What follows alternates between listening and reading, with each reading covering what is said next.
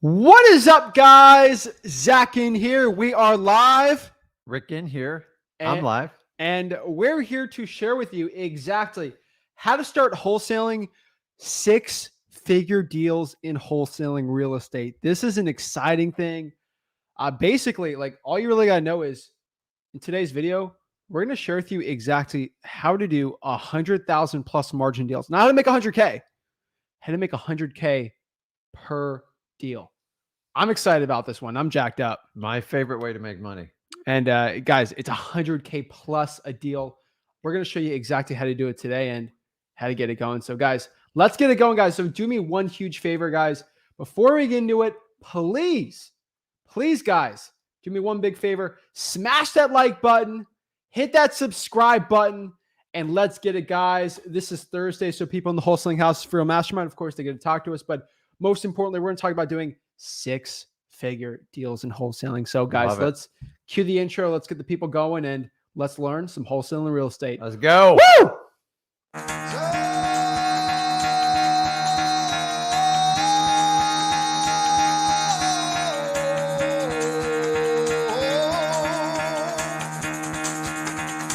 Get the fuck out of bed, bitch. Go.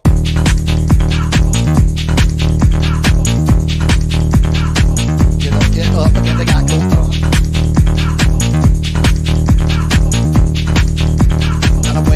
Time to wake up, bitch. Get up. Get up. Get up.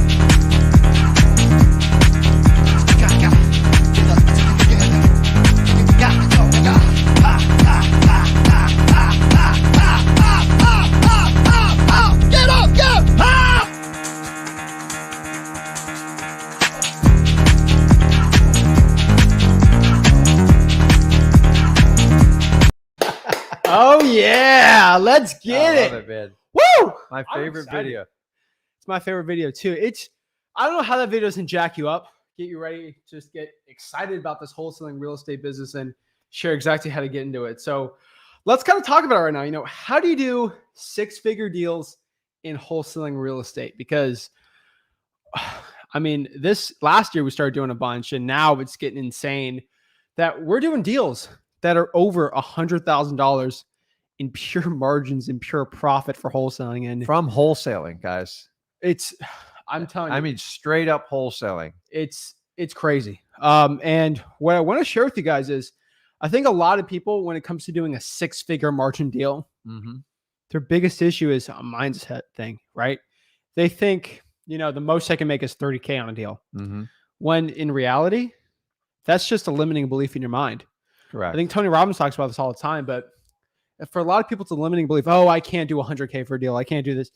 At the end of the day, really, it's a limiting belief. And let's kind of break down our story doing six-figure deals, your first six-figure deal, just going from there, just so people can get kind of a general understanding of what it takes to do a six-figure deal for wholesaling real estate, right? Let's do it. Let's get it. So what was your first six-figure deal? The first six-figure deal I did was probably around the 2-year mark, somewhere between year 2 and 3. And I actually got a wholesale lead from a real estate agent. And it was actually a member of their family. And we did a couple, she did 3 or 4 small transactions for me. And she said, listen, I got this deal, but like her first words out of her mouth, he goes, I don't know if it's going to be right for what you do. And part of me said, just shut the door and run, because it sounds very complicated and it sounds expensive. And all I did was say, honestly, I had no idea how to take it down. Go ahead and tell me about it. And I just sat there. I took extreme mental notes. It was $1 million deal on the beach. And it was basically her aunt. She was in her mid-90s and she wanted to wind down. And she says, do you think you'd have the capacity to buy this? Guys, all I did was say yes. And I ran for help as fast as I could. And basically a year later, I netted 6 figures. Ooh. And I had the potential to make 7 figures I brought in the wrong people. I used a lot of the wrong strategies. So even a bad deal like that netted me 6 figures, and I learned a lot with But it. what was the deal? Like, give me. So the deal was, it was in South Florida. It was on the beach, just north of Miami, and it was basically 4 units that were on a premium part of Hollywood Beach. Whoa. She's lived there like 35 years. The beach was built around this place. Okay. And I'm no idiot. Next door, they built Trump Towers. Oh. So I knew there was value in the land. I just didn't know the numbers. So we came up with a price. Don't ask me how I came up with a number. I contracted it for, I believe it was $830,000. But remember, it was basically a 4-plex on the beach. So guys, this is back a little bit. Okay. And from that, I got really excited, and I was just going to present it to a developer and have them repurpose the property. And I sat down with brokers and people who try to tell me and school me how to do the business. Long story short, it got hit with a hurricane. Plans changed. Insurance policies weren't paid. I had hard money partners in the deal, and they put a lot of pressure on me to get it sold. And we were in a down market as well too. So I did not have the staying capacity. So I had dreams of a 7-figure deal. It was there. The timing was terrible on it. Long story short, I should have held on to that property much, much longer. But remember, guys, you can't get hurt by taking a profit. And I wound up just squeaking over the 6-figure mark, but it put me in a mental state to, like, I could take any deal down. So I'm used to doing $85,000 deals. We basically added another 0 to it. And long story short, the deal was painful. I learned a lot, but I still made 6 figures on the deal because I was open to talking to them. And the really cool thing, Zach, was it was a motivated seller. Like, that's it. It doesn't matter if they're in a multi-million-dollar home or a $15,000 little home. The same elements applied. And once I got over my fear of like the bigger numbers, the rest is history on it. So I'm telling you right now, like it's shocking for most people. Like right now, like it's people think like, let me give you an example of my first 100K deal. I remember I posted it on. And by the way, guys, that was technically a multi-family, single family home. Yeah. And the deals me and Zach are talking about today, these are regular deals we're getting in our pipeline. It's not every deal, but on average, we're doing like at least a couple a year. I'm talking about like little tiny homes. It's That's crazy. what blows me away. I think we're going through doing maybe 1 or 2 a year. To last year, maybe hitting 3. Now we got like 2 now. And just think about this for a second. You should get like hopefully more than 10 this year. And no, I kind of attribute this, first of all, of us just growing as wholesalers together. But also you got to remember is I just feel like, I'm not going to say this in like a karma thing, but like I truly believe the more you give, the more you receive. And I think just pouring out to people, just talking about wholesaling, thinking about it, just opened us up for more opportunities to get 6-figure deals. Like none of these 6-figure deals came from any of watching us, but just, I think just opening up more just changed our mindset. And at the end of the day, like we're not even doing a 6-figure deal now. It's like 100, it's close to 130. Got a backup offer for an extra 20K on that deal. I'm excited to share it. I've been telling everyone about it, but she was super happy, wasn't she? She was ecstatic to sell it to us. She hugged me, hugged the team, but like it's close to 150K on like, it's crazy. One deal. So it's crazy. I remember showing you the deal, like, hey, look, we got this deal locked up. And then I was like, yeah, we'd probably make 30 on it. You're like, no, you could probably make 80. I'm like, what? And then we kind of looked at it. And you're like, because you had a buddy. He actually sold his house in Port St. Lucie in the same, like almost like a street over. I flipped him the house, help him get in it for 150K more than what I was expecting. I'm like, what are you talking about? It was just around the corner. It was crazy. So at the end of the day, and then we're doing 100. So my first 100K deal was, shocker, a probate. Yeah. That 150K deal we're doing right now, probate. Yeah. And how much rehab did we really do on it? Nothing. I mean, me and him did nothing. We got some more on there, but I'm talking about, the deal I'm talking about, my first 100K deal. I think you remember it. This is the one, with every deal. No, I'm telling you, I think the 100K deal, I don't want anyone seeing this, but just to remind you, because we can talk in code, is the camera deal. Remember the trail cam deal? Trail cam, yeah. So you know which one I'm talking about. That was my first 100K deal. That's an inside. We're gonna keep it. We're gonna keep an inside joke for now. But what I could tell you is that deal, probate deal, massive motivation. Property crumbling, but it was on half an acre in a up and coming neighborhood. Absolute like crucial deal. Now it was probably one of the most stressful deals I've ever done. We've had crazy people threatening to burn the place down. We had crazy felons with like crazy illegal activity charges. They kept breaking into the house because like their great uncle used to live there, and I think they probably had money stashed somewhere, but we're too scared to look because there's probably drugs in there. But like we wanted to get in. And out. We got in and out of that deal, made a ton of money. But what I could tell you is that deal was the first 100K deal I did. And then I doubled it the year after and kept doubling it. So what I can tell you is, let's kind of break down exactly what it takes to do a $100,000 margin deal for wholesaling real estate, because it really boils down to three things I've seen, like three things that changed our lives getting six-figure deals and to blowing up more. Because the cool part is everyone loves, I love saying this, everybody loves to complain that it sucks right now. The market's terrible. Oh, it's so hard to find a deal. But you're forgetting that once you get a deal, you can make 50, 60, 70, 80K. Now, you know, in 2012, were people making 70, 60, $70,000 deals? It was a lot more rare, right? No. People were, but like it wasn't a common occurrence. There was very few buyers at the time. But the problem is now, like you could get a 60, 70, $80,000 deal with the right motivation and the right things in place. So what I could tell you is these deals, these 100K deals, I don't want to like get you all gassed up and excited, but what I can tell you is these deals, if you go to your local county clerk of the court, they're sitting there. They're sitting there on a sheet. They're sitting there on the public records right now, waiting to be called. And what I've seen is I've done statistics. They're all from highly motivated lists. And what I can tell you is they're all waiting on. So rule one, I've seen from doing starting to do six-figure deals in wholesaling, high-level marketing.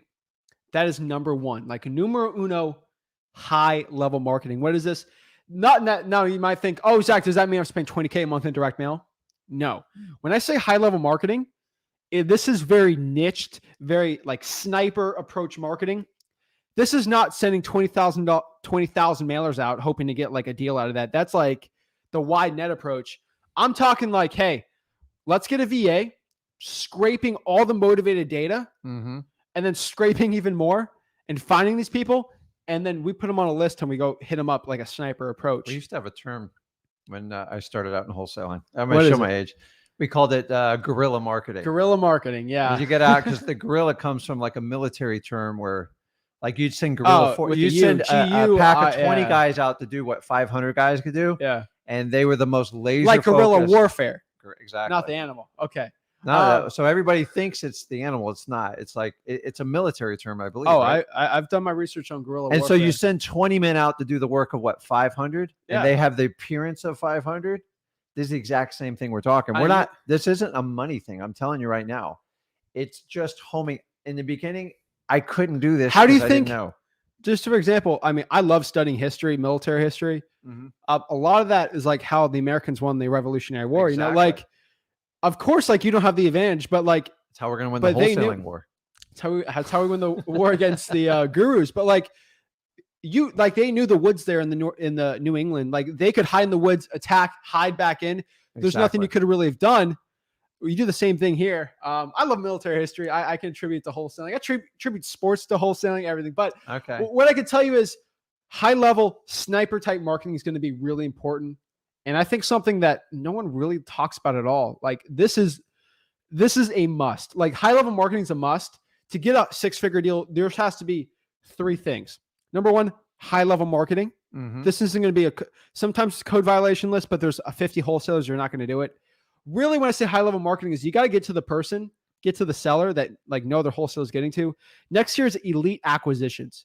if you're going to get a good deal, you need elite, not average, not regular, but elite acquisitions, right? Definitely. You're not going to get 100K on like an average wholesale deal. Yeah, it's not. So what are the ways that you would do elite acquisitions? Like, what's the difference between a regular acquisitions and wholesaling versus someone who's absolutely elite? Number one, it's someone who's practiced their craft. So you can't just go out and practice on your customers. I tell people all this time, practice on old leads, dead leads, go in Zillow and do FISBOs, but you've got to be brutally comfortable in talking people and overcoming the common objections. I've done entire videos. I've done this endless. You should know the objection before it even comes up because they're all going to be classified. There's really only 5 or 6 objections that they're all going to fall in. And if you know how to respond to every one of them and be authentic and have a conversation, that, in my opinion, is elite acquisitions.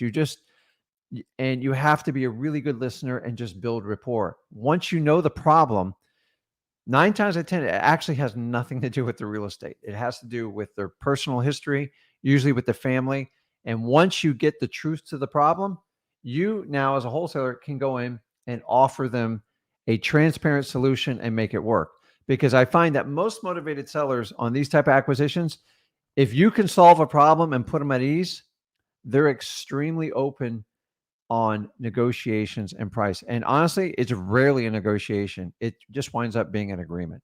So it's not like, oh, give me 100,000 for the house. No, I'll give you 50. It doesn't work that way. We pull the numbers out, we help them.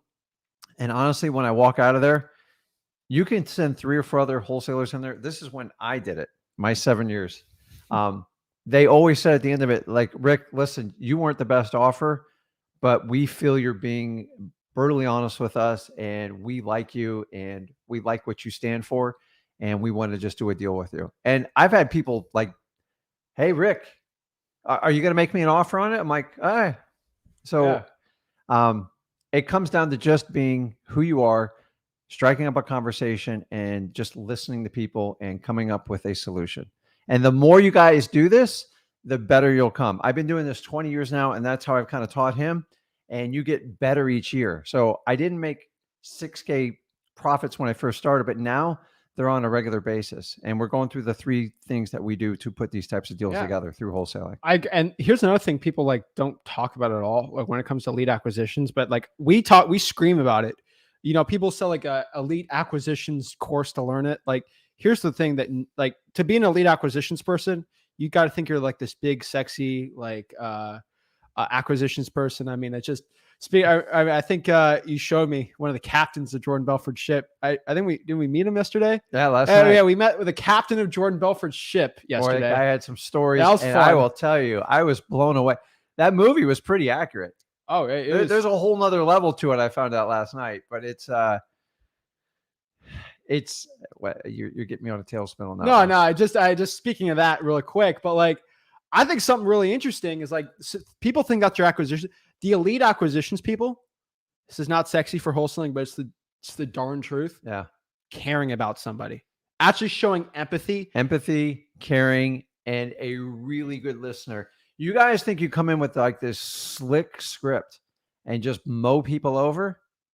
Dude, all you are is setting the pins up for guys like us to go in and just say, listen, I'm real. This is, my name's Rick. This is my son. We do a family business. We buy houses just like this. I only buy a few. I would love to find out what's going on, how I can help you out. Tell me what's going on and just shut up. And if you think, I've always told people, so I came from a sales background. Okay. My father was a huge salesman. And I learned, one of the secrets I learned in the beginning of wholesaling is it's not a sales job. No, it is. You do have to have confidence. You have to be eager. You have to be enthusiastic. But the minute you start selling, problems happen. And that's where you start cutting corners and you start trying to do this giant volume game. If you'll just talk and connect with people and help them out, then we can all help out. There's really no competition when you think about it like that. So when other people go in these houses, I'd rather be the only one, but at the end of the day, I'm never worried about it. So if I send me in, I send Zach, I send one of our acquisitions people in, they all understand we're in it for the long haul. We want to help people out, and we don't contract properties that we don't think we can make work. Period. That's the truth. You know, like people think it's so complicated. You know, the acquisition, just caring about someone is going to give you the best results possible. And it's amazing that like just people don't talk about it, but that's the truth. You know, like we've got more deals from caring about people than trying to be the slick, oh, close now. No. And some of my 6-figure deals has come from deals I've turned down because I said, I can't do it. I literally cannot do it. One of the first deals I taught you, remember we went to that little old wooden house. That was a while. Yeah. And remember, like she was ready to sign the deed over, like the motivation. And the problem was, her brother was in the back. He was a paraplegic. And we asked him, where's your brother going to go? She goes, I don't know. It's not my problem. And I looked at Zach. I go, we can't do it. I'm not kicking somebody out of a house like this. No, and he's been in the house 30 years. It's his only home. He grew up there. I said, here's my card. Let me know if anything changes. That deal didn't work out, but I did another deal. At the end of the day, just caring about people's what's like, be. Honestly, I don't kick people out of homes. Like if it doesn't work, you got to. So I've had so many people go, listen, I'll sell you the house, but you got to keep my sister in and she doesn't know about it. And I'm like, no, guys, be honest. And if you're honest, somewhere down the road, they'll call you back. I had a probate I waited 4 years on. I just didn't work out. The family actually got in a big fight. I say, call me if anything changes. I followed up every 6 months. 4 years later, they sold it to me. It wound up being a huge, huge deal. And because I did the right thing and I listened to the problem, I said, I can't do that. But let me know if something changes. I want to work with you. Go, man, we like you a lot. Your just number's not right. I go, well, there's a reason why I have to come in at that number. They went through 5 contracts after me and they go, listen, go back to Rick. He told us the truth. Yeah. And that's how we get a lot of 6-figure deals too. That's the way. So it's elite acquisitions. And I think the most important part of this is kind of common sense, but to do a 6-figure deal, you need huge, I'm not even calling big, huge, I would say massive motivation. Like again, in wholesaling real estate, you get paid in direct proportion to how big of a problem you're solving. Exactly. So if there's not really a big motivation to sell, you're not going to make 6 figures on that deal. You might make 5, might make 10. That's great. But like the deal we're working on right now, it's just like, listen, I just want to sell and move on. I believe her husband passed away. She's like, it's painful. Probate, yeah. And I think her mission to us was, and as long as I walk away with like $100,000, I'm fine. That was it. I'm like, no problem. And we've told the people we told every single person, we just drill it into every acquisitions person. It's like, you need to tell somebody, they have to know when you're talking to them that they can get more money with a realtor. Correct. And people think like you don't say that. Oh my God, you said that, you're going to lose the deal. It's actually the opposite. It's not that they'll always get so much more money with the realtor by the time they nail the cost, but they have to put up with the headache. And it's like some of them I don't want to do the repairs. I don't want to do this. I don't want all the inspections. And that's it. Somebody wants full retail. I don't sit there and fight it, guys. And you shouldn't fight it either, because you're not going to win that battle. When it comes to wholesaling, if you sharpen your instruments, you listen to people's problems, and you have a solution, you will win in the long run. You do. Listen, we missed out plenty of deals just this week alone. It just, you can't get every one of them. I wish we could, but I'm telling you guys, these 6-figure deals are in your wholesaling business. Yeah. I never, my first one was kind of accidental. I just said yes. And I went and gotten people to help me to figure out comps on a bigger number. But now we talk about elite acquisitions, motivation. What else are we talking about here? I mean, those are the 3. At the end of the day, you need elite acquisition skills. You need great marketing. And then you got to make sure the margin's got to be there, but there's got to be huge motivations. At the end of the day, to start doing these deals, you have to go find deals. We keep it really simple because that's kind of the point. To get these deals, at the end of the day, you have to go get lists where there's huge motivations. And what lists are these? Fire damage properties, if you can salvage it, obviously. Yeah. Probate. No. Say it one more time. Probates. You guys know how I feel about that. Driving for dollars. And then again, like a huge tax lien or something like that. Those are really going to be a big one. Now, water shutoffs are great. You're probably not going to see a huge one in water shutoffs, but I can tell you right now, right off the bat, like those 3 things you have to look at, and you can get 6-figure deals. Can I get my disclosure on 6-figure deals? Give your disclosure. Like he's holding his breath. Well, what disclosure are you talking about? So many of you have been sold the dream that you have to do a full rehab to make 6-figure. To me, the most impressive thing you can do is make a 6-figure profit from a wholesale deal with doing little to no rehab. That's impressive. Listen, if you're going to get in the rehab business, I tried it before. It's just not my forte. I'm not a big fan of construction. There's a lot of elements to that business that you need to understand, and there's a huge learning curve with it. And people will take advantage of you. So these deals we're talking about, guys, we are not doing major rehab. End of story. Like, I'm just telling you, I don't believe you can do rehab. It's fine. There's certain projects I do, but I have project managers. There's a lot of layers in it that have nothing to do with wholesaling.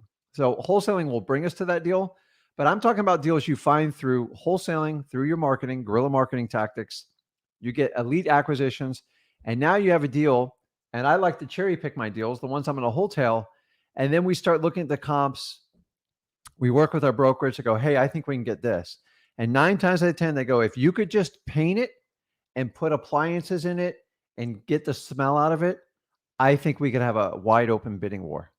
And on a deal we just did, the bidding war went up like 40K, guys. It was from a wholesale. So the last element is you do not have to do full rehab, because, guys, every $10,000 you spend on a rehab, it is this magic thing. You notice when you spend 10 grand to improve the quality of that property, you got to go another 10. And then that leads, so 10 goes to 20, 20 goes to 30. Next time you're at 50. Guys, you have to have a big team to do $50,000 rehab budgets. And you know what my biggest problem with rehab is? It's time. And once you start opening up walls, God only knows how much profit you're going to make, because it's unknown. You guys ever see those flipping shows where you get the before, the after? They skip a lot of stuff in between. So I have a special place in my heart for people to do rehab, because there is so many people behind the scenes running that, project managers, construction crews. And a lot of those projects take 6 months to a year. And you guys are just seeing the day they bought it, they flipped it. I bought it for 100. I sold it for 200. There's a lot of money in between on those. So I don't believe in doing any of the projects that need huge rehab. We just assign them and move on with their life. I do not want to get in the construction business. So if you add the final layer on these types of deals, we like to do wholetailing. Just knock the problem out of it. We're usually 10 grand or less. I promise you, because 10 grand is a week or two in like rehab, and it's very manageable. And I know they're not going to open up a wall and create a massive problem if it's there, because when you do rehab, once you have a problem, you have to fix it. You can't stop. So we move forward, we wholesale it, and then we hope we get in a bidding war. And all of a sudden I found another 20 grand, 25 grand in the acquisitions. I found, we find a little bit more motivation. Maybe it goes to 35. And then we do a very, very light rehab within a couple of weeks. And within 60, 90 days, we flip these properties. And then my dispo teams finds another 40. So if you take your original 20 or 30 assignment fee you'd normally do, you get a little bit more because you know how to do acquisitions, and you do a retail wholesale deal. That's how you can put 6-figure deals. You're not going to do it on every one of them, guys. And here's the really cool part. Most of these deals are already in the list that you guys are harvesting. Yeah. You got to put all the elements together to make it come. And how do you do it? Either you partner up with someone who knows what they're doing, or you just get the time and experience in to do it. So I've been doing this 20 years. So like, don't get frustrated if you're not doing a 6-figure deal right now. I started off with $3,000 to $5,000 deals when I first started, because I had no idea what I was doing. Yeah. So, and now we average, I don't even know what the average is. No, it's a good amount. I think the average, it's over 40. Yeah, I mean, definitely. I mean, what with some of these 6-figure deals, it'll push it up even more, obviously. Probably 50. We just did like a little assignment. Oh yeah, we did. We're 22. in out 22. Oh no, we did a $22,000 assignment. Oh, this is going to ruin our average. This is not good, you know. But at the end of the day, it comes back to all this. Like, we'll take the 20K, we'll take the 70K. We're just looking for motivation, you know. Yeah. And if there's huge motivation, the seller wants a good amount for it, but we know we can make 20, we're going to do it. Like, Who says no to 20 grand, right? Like I just, No, you don't. And then you got to understand, guys, the beauty of doing our assignment contracts, which is the ultimate vehicle in wholesaling, is you take maybe a little bit less, but think how much time you free yourself up. If you guys have ever gotten a rehab project, which I did rehabs for 2.5 years, and I hated every minute of it because there was a ton of money flowing out. I never knew how much I was going to make. Some of them were home runs, but I'm going to be a lot of them never worked out the way I thought it was going to. When you do an assignment, say you're taking a 20K assignment, you're making 20 grand. There's no deductions from that other than the taxes that you owe on it. That's it, guys. And you got to keep that in mind. So everyone's like, oh, why assign? I can make so much more money. There's work that goes in. You have to close on the property. You have to fund it. You have to do some light rehab. And then someone's got to field the phone calls. So, but if you put all three of those elements together, I promise you can find 6-figure deals within your wholesaling. I've bought, I actually remember that deal I did on the water a long time ago. Like, you were young. I drive by it all the time. Yeah, it's on the market right now for $3 million. It's on the market, that one? Yeah, I gotta show me after. Yeah, I bought it for $305,000. $3 million. And I'm just like looking like, oh my God. That's actually not too bad. And it's pretty 10,000 square feet with I have $3 million. I just like a 300-foot dock. Right. So it just goes to show you how like stuff works. $3 million? Yeah, and I made 6 figures on that deal, but the guy who bought it, like guy from California, is like, this is the greatest deal I've ever seen. That house by like my place, it's selling for 1.9, and that's on a canal. Like it's like the prices right now are insane, just for the water. But what I could tell you right now, guys, is like a 6-figure deal. They don't come like you don't hunt them. It's not every day in wholesale. They come out. It's guys, don't feel like, oh, you know what, screw it, I'm just only doing 6-figure deals. And most of the fix and flip guys, they'll tell you, I did triple digits or I did 6 figures. I don't believe anyone till you show me the numbers, because I know how expensive this business is. I love people that go on, like, my favorite people on the TV show said, I made 150K on this one. Okay, show me the proof. I love, like, I can't get the address. If I can't get the address, I can't verify it. So it's like, or they'll do this. They'll buy it for 100. Ready? Yeah. They'll put 90K into it. Yeah. Sell it for like 230, make 40K, but then they say it's 100,000 in profit because they fake the numbers. They fake the numbers. I love it. It's like the guy who flashes you a $400,000 we were watching check. I think when we were in the Keys like 6 months ago, like we're just like chilling, and the HD TV pops up, and like this person, they didn't even count 6% commission. They don't pop that stuff. Like they don't even assume it. Like it's crazy. But like I don't want to get into the TV show thing, but like fix and flip is more like, honestly, the number one thing they try to sell is drama. Like I get it. Like people like to see. We've been approached to do TV shows all the time. We've said no because they're going to limit what we're going to say on this. No, we're wholesalers. And then the other part is people love the design. Like when you flip a house, people are like, oh, that's great. It's kind of cool though. But like to me, don't ever fall in love with that part of the business, because it is, in my opinion, the hardest and least profit, because when you're renovating a house from head to toe, you have no idea how you're dependent on what it sells for, which is controlled by the market, and then also the construction cost.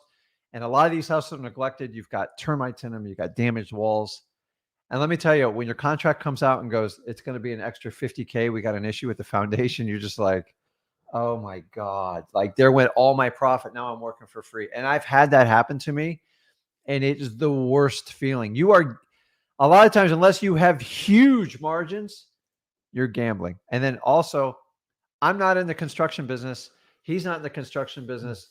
I chose a long time ago just to stay away from it, because it's an entire other industry, and I don't spend full time in that industry. So you're better off making money off the transactions and moving on. First 2 years, I assigned 95% of what I did.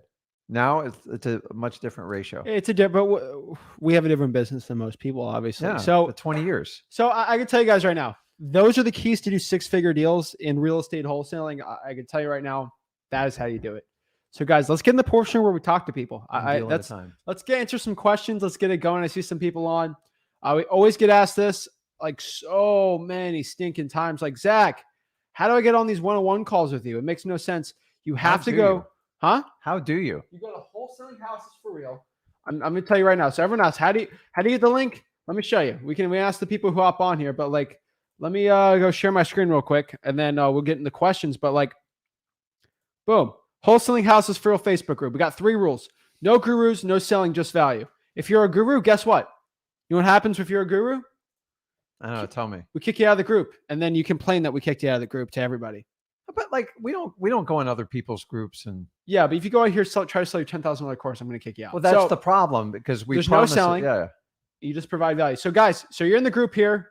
Oh my God, we got 200 people try to join it, but today, which it's insane the amount of people. But right here, one-on-one coaching call. You click the StreamYard link. Boom, you're in.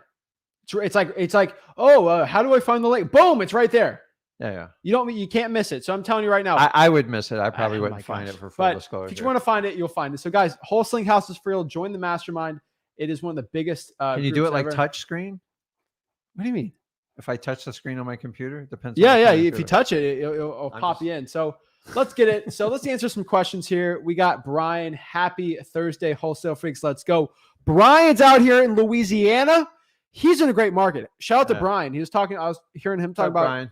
He is in a place where Hurricane Ida like smashed it. Mm-hmm. I'm telling you right now, those markets where they're recovering from hurricanes, absolutely amazing. Yeah. So shout out to Brian there.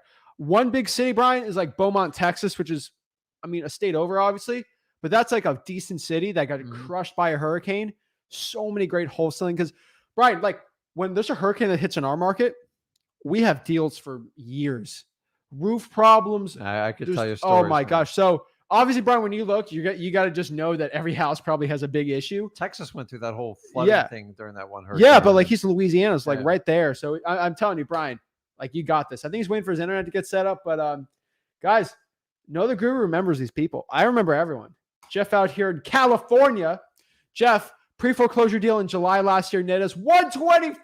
That's a big number, man. Those are high equity deals out there for sure. Oh, they're there, guys. It's not every deal. So you go along, you take your paychecks, and then every now and then you're going to get a home run. If you're going to go in this, think you're going to hit a home run every time, that's where you're going to set yourself up for disappointment. So the thing is, when we deal with motivated sellers, you have no idea until you talk to them.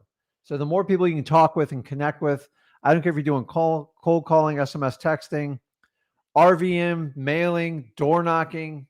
It's just the more people you can connect with, the better your opportunities. You don't need me. You don't need a guru to tell you. That's just fact. Like that's been around forever, for the last 100 years. So, I find a lot of the wholesaling is, man, it's just like a lot of common sense.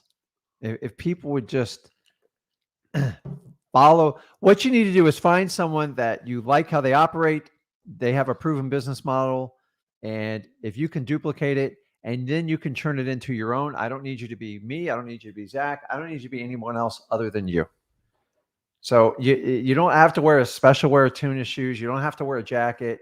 You don't have to wear a hat. We need more individuality, because if we're all robots and doing the same thing, then we're nothing more other than transaction coordinators. So when you meet out with these people, you're putting families' lives in your hand. And I don't ever take that lightly. And anyone I connect with on this, when you connect with them, you got to look, it's not just a number. You're dealing with someone's life, and you need to help them out, and you need to tell them the truth. And sometimes that truth can hurt. Yeah. It can hurt both ways too. So, I've done deals where I just walk away. I go, let me just help you out here. I know I'm not going to make any money, but like, you need help. And we contact certain people. I helped a lady out, ready for this, with 42 cats once. And I felt so bad. It was so bad. I was just like, I made an offer for the land value, and she got really insulted. It was bad. I got the deal 9 months later because they tied her up in 4 or 5 contracts. I stopped by, I put her in a follow-up, and I dropped off a bag of cat food. And just a note, let me know if anything changes. It cost me $10. And her daughter called me 3 days later and goes, listen, we'll just take that property. What did you offer? I go, I offered 15 grand. How much was the profit on that? I made 60 grand, and I sold it to the lawyer at the title company because I did not want to deal with this house.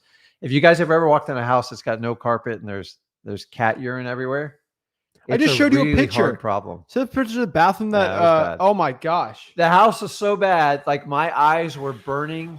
Like I was getting sick to my stomach. I go, how in the heck am I going to bring someone through here?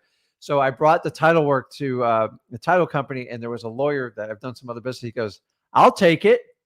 I go, you got 3 days to close on it. And he closed it, funded it, and I threw out a price. And honestly, I could have got a heck of a lot more. But like some houses, I go, man, and I made the lawyer sign every disclosure. I'm like, you could potentially have to knock this house down. So I priced it at the land. And I think he bought it for a low number, but he spent 2 years fixing it up because he had problems getting the smell out of the, there's a foundation, and when it gets soaked in cat pee-pee, Okay. it's bad news. I had one, what was it? I had a feral once.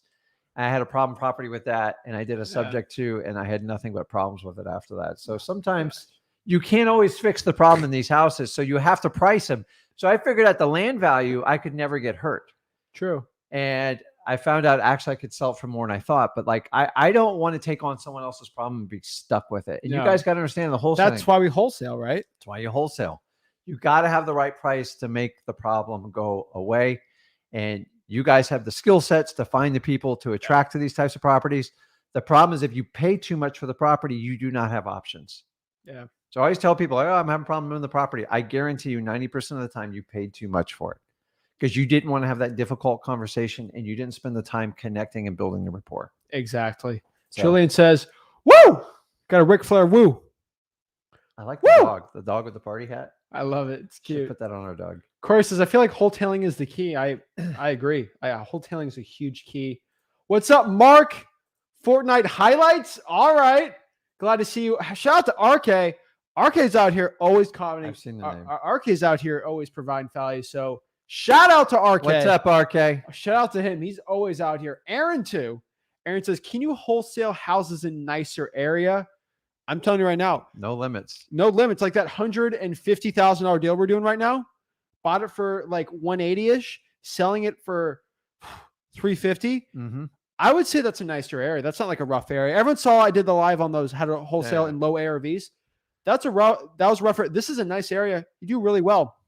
Guys, you've seen me do videos of wholesaling houses in like $400,000 neighborhoods and doing well. Wholesaling does not discriminate. Actually, when you go to the higher price points, if you got the right price, in my opinion, you actually get more and more options. Exactly. So yes.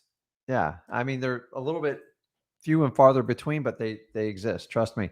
You got to understand, think about it. Okay. Well, Rick, how is somebody in a nice area? How are they going to be able to wholesale their house? Dude, economies change all the time. You guys, we're in a massive change in a global market, and people are being outsourced in jobs on a daily basis. Like it's unbelievable. And all you need is one hiccup in the economy, and people can lose $200,000, $300,000, $400,000 paying jobs. Well, they've got $4,000 and $5,000 mortgages. Trust me, they need help when it hits, because their whole life gets turned upside down. And if you knew the percentage of Americans that live paycheck to paycheck, it's mind blowing. And we're still doing mortgages where people are giving up 40 to 50% of their income just to pay the mortgage. Because that's not a dream, man. Like that's borderline like job enslavement. But when these things hiccup from 2009 to 2012, I could pick up almost any house, anytime, anything I wanted. That's how I learned subject to. That's how I got into creative financing. And the sooner you guys get started and figure this out, and if your passion's wholesaling, you will have a million options, because eventually all markets change. Definitely. Sam, smash the like button. Mark wants to know where we're located. We are in beautiful Stuart, Florida, but we wholesale mostly in Port St. Lucie, Florida. The best way to describe that is Stuart's kind of like a nicer area. And then Port St. Lucie, it's a nice area, but it's a working class community. But it's more working class, more rentals, and it's huge. Like Stuart got a population of 16,000, and the average price is like 400,000. Versus I go to Port St. Lucie, got $200,000 houses, and I got houses selling for 120, 150, even the 500s. So everyone asks like where we're at. I say the Treasure Coast, but like Port St. Lucie, sailfish capital of the world, by the way. Oh my gosh, we'll get some other than Mexico, maybe, but sailfish capital in the United States by far. But yeah, Corey says get it. That's why I'm here. Julian's new morning alarm. I love it. Let's get it. How do you get contacted? Just DM me. Jeff's got a good point here. You know, whether or not you think or you think you can't, you're probably right. 100%. Yes. That's Now true. figure out later what is up. John's got a question. You know, what is underwriting in wholesaling? Underwriting is just a simple term for doing math behind the scenes. Yeah, you're just making sure the deal's fine. Yeah, you it's just like good. you're making sure the basic mechanics are there. If you're doing it for a rental, it's just seeing if the rental person, like the tenant's going to be good or not. Correct. So like underwriting comes from a terminology of title work. So when they say they're underwriting it, they review the contract, they do a title report, and they look from the day the house was deeded till the day they're selling up this contract that every title has been transferred like perfectly. And they kind of make it complicated. Actually, you could do the work yourself to a point, but basically it's just the math behind the scenes to make sure everything kind of works. And it's also to snuff any fraud out. So like guys, when you're dealing with your sellers, make sure you're dealing with the person that's record on deed. I said a lot of times they're like, I am talking to John. I go, well, Susie's on the deed. Yeah, you got to get an answer quickly because you're wasting your time. You might have the wrong person. I have people try to sell us houses all the time. They don't know. And it's like, well, my aunt needs to sell its house. Well, can we talk to your aunt? Yeah. No. I speak for her. Do you have a power of attorney? No. Okay. We need to stop the underwriting process until we solve this part. So yeah, it's a good example. Corey says 6 figures on a deal makes you truly the goat, Rick.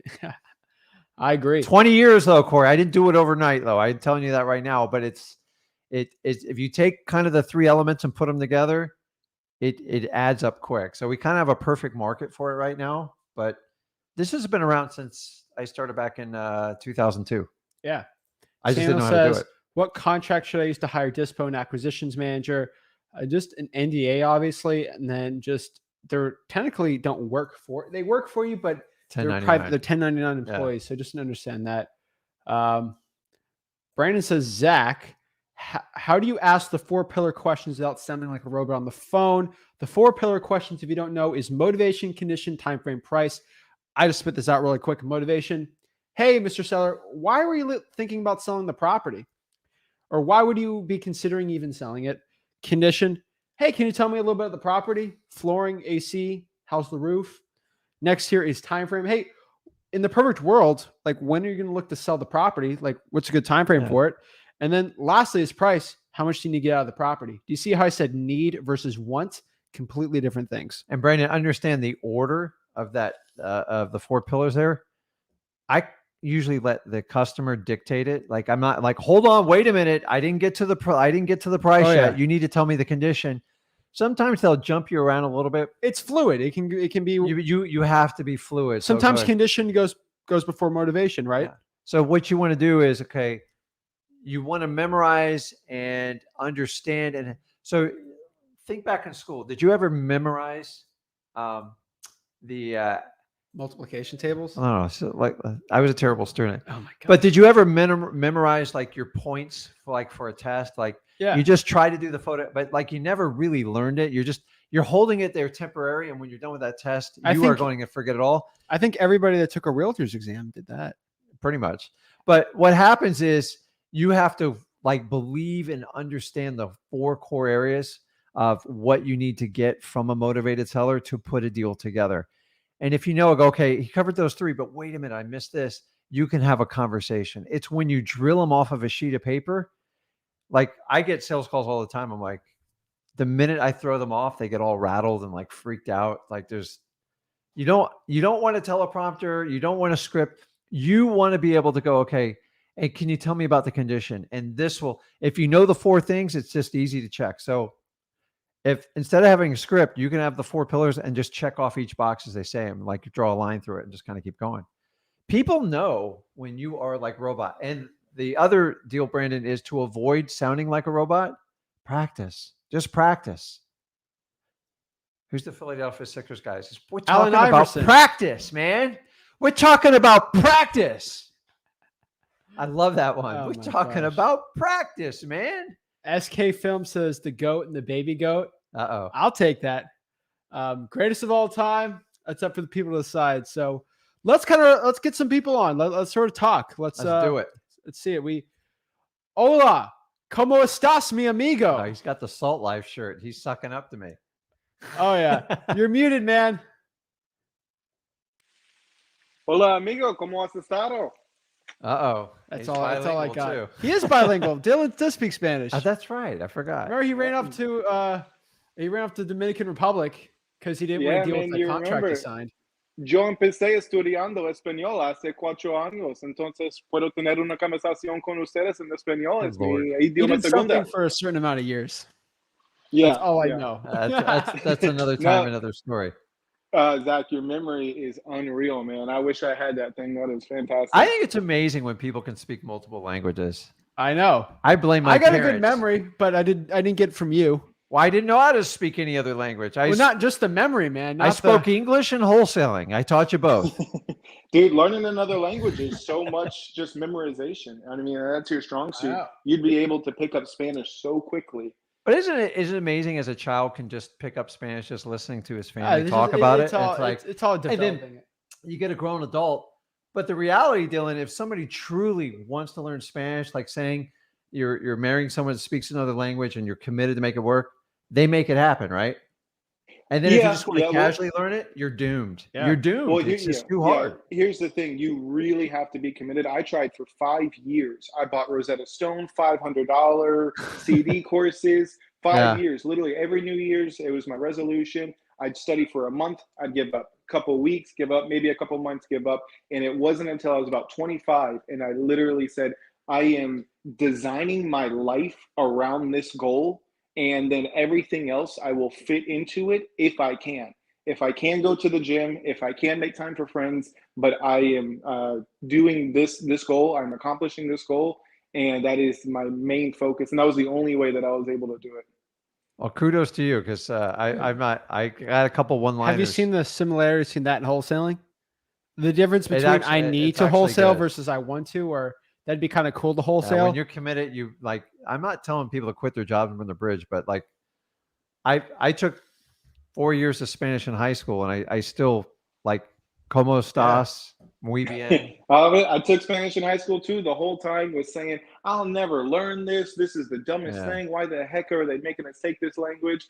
And then I ended up, years later, I'm paying for private lessons after work, after the gym. It's so much, harder when you're doing it late at night. And man, crazy. I definitely wish I would have taken advantage of the opportunity then. But you got to do what you got to do. It's like wholesaling, man. If you really decide that you're going to do it, and you just you can go to Ybor City and be the king there now, speaking Spanish. So he's the champ. So that's cool. What's up, man? So tell us what questions you got. What's going on with you? I know you got some deals. Hopefully, you're still working on. Like, what's going on? Well, real quick, I'll just give you a recap on that one deal. We're set to close next Tuesday, so that looks like it's all going to be moving forward without issue. Really excited for that. I got actually a number of different things in the pipeline, sellers that are really close to being able to sell that I've been doing really good lead follow-up with. There's one situation that I wanted to get your input. I've actually been talking with a gentleman who's in a really good part of Tampa. I mean, he's got a house that all over 2 houses down, they're just bulldozing the houses and building mega mansions, 1.4 million, 1.7 million, 2.1 million. I mean, on the same block. Okay. Guy wants to get out of his house. He's in distress. Unfortunately, his wife recently passed away. He can't afford his mortgage anymore. He's a college professor that recently got a substantial decrease in pay. Basically, the guy wants to sell. He's motivated, but he really doesn't know where to start and like what the first step to take is. He doesn't know where to go or like, how he's going to get into another place and all that stuff. And that's really been the main hiccup of like, every time I talk to him, I do want to sell. I want to sell, but like, okay, well, can we put, what's your time frame? Can we put an agreement in place? And he just, he has no idea the even first step to take. What do you suggest when you walk into a situation like this? Is there any way to kind of get the ball rolling? You and me have had a similar conversation about this. I believe that was a different seller. Correct, but you're going to hear a same common thread here. They say, how do you take down and eat an elephant? One bite at a time. You have to just take a piece of paper and draw out. And first of all, you're doing a good job listening. You're very good at that. Okay. Number 2, find out what his ideal living situation is and where he wants to live. Like you got to do like some of the broader strokes because you need to walk them down a tunnel of vision. You do not want to get in a position where if I find you housing and I get you a rental, I do all this, will you do a deal with me? It's disastrous. You have to separate the two. So, hey, John, what size place and what kind of budget you looking, and what do you want to stay in the area or do you want to like relocate? Just start with the broad strokes, walk them down a path, and then each conversation will reveal more and more.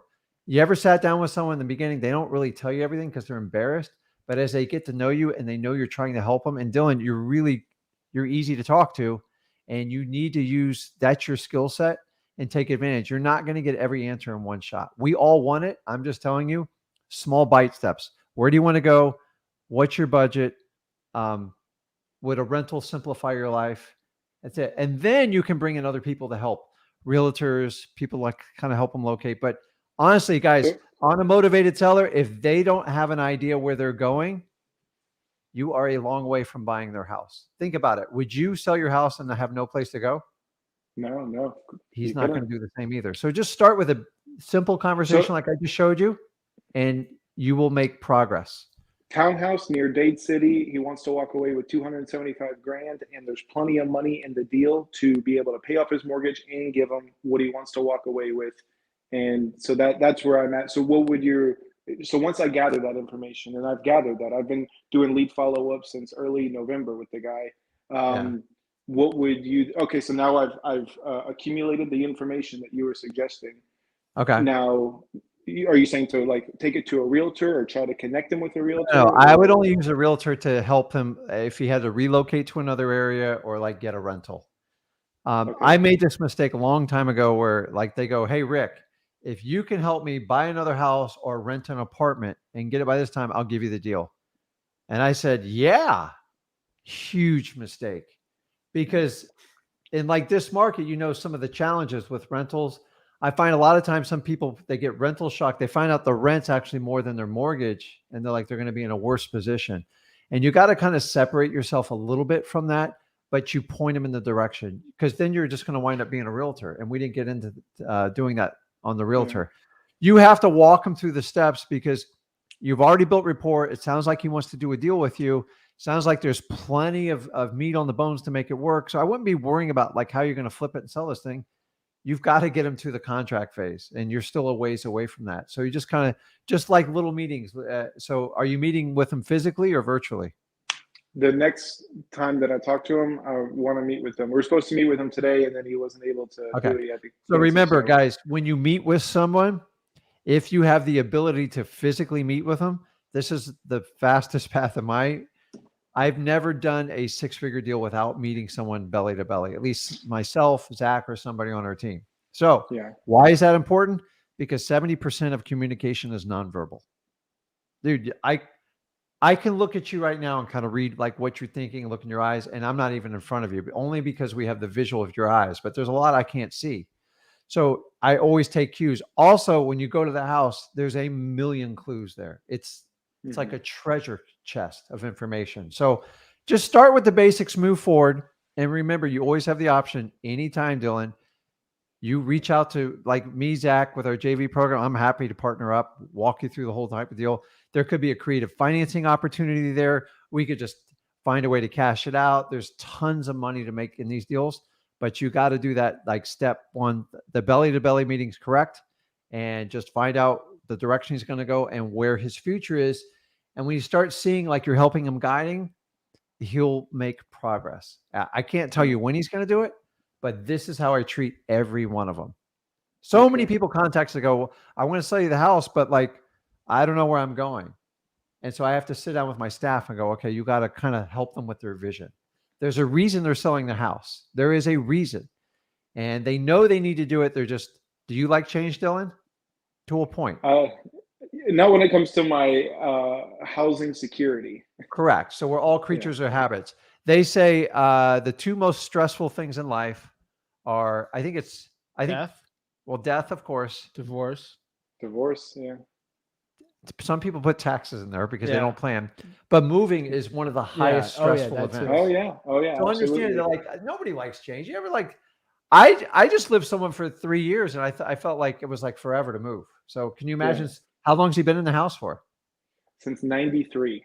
Oh, good Lord. So And yeah, so I'm running into this situation more and more frequently where I'm coming across someone who says, I want to sell. And then once I get to the, I always ask, so, in an ideal world, what would your time frame be like to sell? And he goes, oh, I'm not even sure. And, I don't know what the first step is. And he even sounds overwhelmed, and he sounds stressed out. And, yeah. but, Listen, but we it, all it's want so all of interesting. them. We want them all to I just sign wanted right to say, away. But the reality of this business is you keep doing this and you plant seeds and go, okay, this seed just needs a little bit more water. He needs a little bit more information, needs some guidance, and rapport helps. And then you keep moving on. You find people like, okay, I'm ready to sell now. And then what happens is you get these 8 or 9 people that you left behind. You have some sort of follow-up. And that's how you start accumulating deals. When you guys are starting out, we have 0 deals. I remember, Dylan, when we first talked to you, how frustrating it was when you don't have any deals working. It's like, well, am I ever going to get any traction? Is it going to work? And now you have the problem. Like, I have people, they're motivated. I just need to get them down the pipeline. So start small, plan vision. And like one of the easiest and most common sense answers for you, put yourself in their shoes and try to help them from that perspective. Yeah. And if you help them and solve the problem, the money will follow. So many wholesalers try to chase the money first. And if you just help people out, amazing things will happen in your life.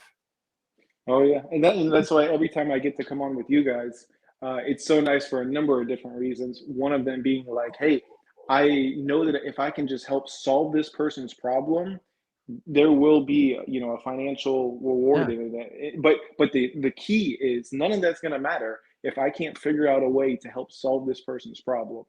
And I thought it was so funny that you guys were doing this particular topic today about 6-figure wholesale deals. Yeah. Literally, if hopefully I'm able to help solve this gentleman's problem, but if you were to give him the price that he wants to walk away with, you could pay off his mortgage, give him $275,000, and then there's a piece of land 2 houses down, or no, a home that got sold to a developer.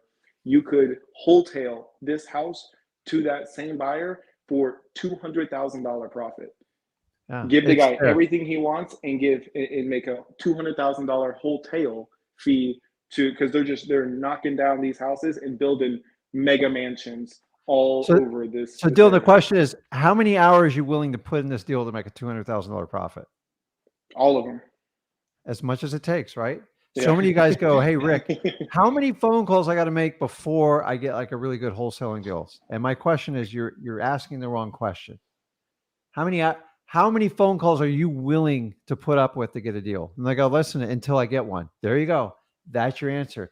That's the mindset works. There's a difference between the person who wants to learn a foreign language or just wants to play around with it. Like, so if I'm going to like Mexico to visit and I just want to try to communicate with the locals, do you really want to talk to someone like a Google app? I don't. So if you want to converse, you got to learn, you got to commit, and you got it. You just get the belly to belly meeting, bite by bite, and just keep walking them down and come from a place of helping them out. And I'm telling you, it will work. I can't tell you when it's going to work. And I know that's the frustrating part. You got anything? Yeah. I mean, at the end of the day here, you just got to help people out. And you can't force someone to sell if they don't want to. It's not a sales job, guys. At the end of the day, if they want to, at the end of the day, you can help somebody, but just remember, like, if they don't want to sell, you can't force a horse to the water there. So try to help, but you're not going to provide them a place to go after. They need to do that. You can provide solutions, but at the end of the day, if they want to sell, let them sell. You can only provide a cash offer. Yeah, you just give them direction. Like if they're motivated, trust me, they'll find a way to get out of there. There's so many people that I helped out that I never bought their house. Honestly, if you're just helping people, the money follows, guys. You still have to sharpen your skill set, do everything that we kind of teach you to do, but not every deal works out. And I don't break my heart when do I get upset? Yeah, I get disappointed, but it doesn't take me out. I know there's 10 more around the corner. So in 20 years doing this, guys, my biggest fear when I started out, I go, I'm going to run out of deals. I'm going to run out of deals. And honestly, as long as you stay active in marketing, you're never going to run out of deals. And then I don't care if the market's up or down. I have been through the complete roller coaster. If you're in wholesaling, it doesn't matter. True. It's not an argument. Yep. Well, hey, I'm going to continue to fight. I've been talking to him about once a week since November, early November. So I'm going to keep doing that. And now I just need to get in front of him You will. and get It'll make some. a big difference. Yeah. So, hey, I think that's all I got for now. Thank you guys for everything. I feel like, man, I have just grown so much in my personal life and my business life and getting to talk to you guys. I know I tell you every time, but I literally can't tell you enough just how nice it is to be able to talk to someone who's not extracting money from you in this business. It just means the absolute world Oh to no, people like me who are starting out. the Mastermind sales funnels Yeah. next week.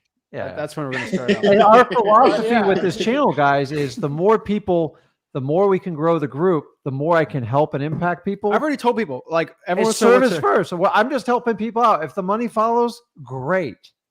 But we just have a different way. It doesn't make it wrong. It just means we think outside the box. We want to help as many people as humanly possible. And I can't think of a better way to do it. Yeah. At the end of the day, we're kind of greedy. I mean, why do we do this?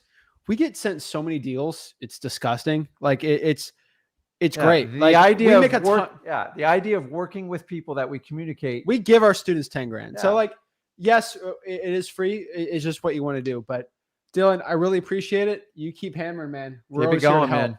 Keep us updated. Great to see you guys. One day, Rick, I'm gonna get you out in the water and do some fishing with you, man. That's my goal. One Dude, time, that- one like, day, you're I'm pretty gonna new on take the you water. fishing. Dude, I spend too much time on the water. Like he's just like, I go home on the boat, dude. Leave me alone. So I love the fish, man. I love. I grew up fishing here in Tampa Bay, so there's some amazing. It's fishing down so there. I come similar down to there. wholesaling, isn't it? Oh my gosh. We got to turn fishing into catching. Okay. Okay. This Dylan, is a thank you great so metaphor. much. Okay, bud. Thank you guys. Hasta Take care. Have luego. a great one. See you, man. Have a good one. Hasta la pasta. Oh my goodness. It's funny. That's good.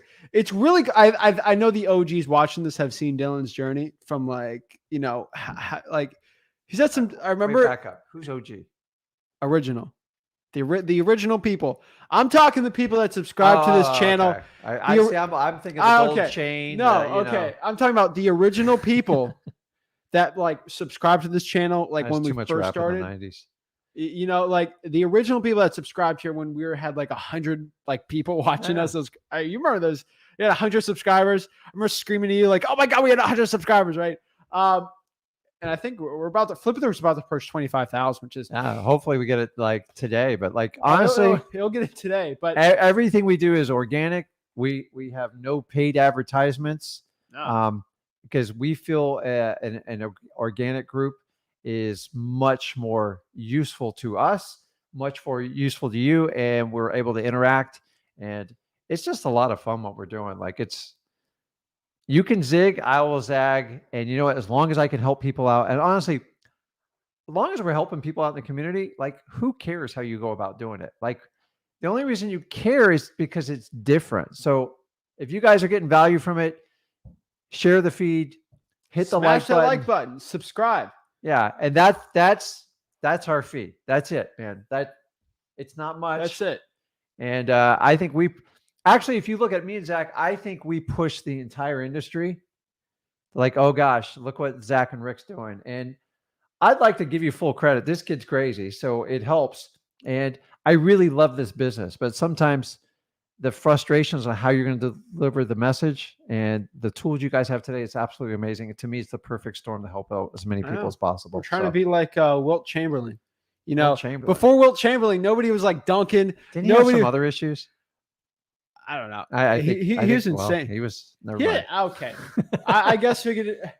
I think a big part is like we're just trying to like to disrupt this whole industry where like no one really had anything for free until we came out, and then we do. But let's kind of talk about the people. Let's kind of help some people. Let's get some people. How many on championships did Wilt win? Insane amount. It's insane, but listen, Michael Jordan's amazing. Kobe Bryant, all that, but like some of these old timers, like they don't even get credit. Like they're winning like 15 championships. I think it was a different time, but like we got the Mediator. He was at 10,000. I'm telling you, if you're subscribed now at 25, I'm 22. Imagine where I'm gonna be at when I'm like Grant Cardone's age in like 40 years. Like you guys are gonna be like, all right, like, hey guys, you got to keep me entertained because when I get old, I just got to communicate through him, and I'll do this business till the day I die. I've never been in it for the money.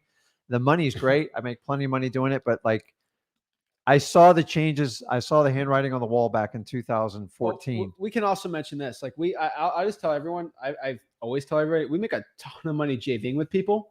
So if you go to www, I'll put in the comments, www. It's fun doing deals all over the country. So we do deal, like, I mean, our Dispo team does. And we don't charge, like, there's no upfront fees, no nothing. We're okay. Let me address this really quick. Some people have been going on their YouTube channels calling me and you gurus. Fine, I'll give it. I don't care. No, like, hear me cares? out. No, hear me out. Call me a guru, okay? Call me. Fine. If you're gonna call me a guru, call us the only gurus that pay our students 10 grand to do deals with. We're the only gurus that actually pay the people to work with. Like, if we coach you, we're paying you to give you coaching.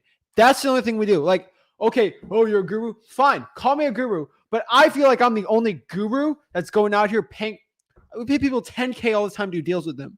Who cares? Like, I know, but here's the thing. So if you go to www.flipwithrick.com/JV, send us your deals. You know, like there's been a big debate. Full disclosure, yeah, we're doing hundreds of deals. People are defining what great for us. People are defining what a guru is.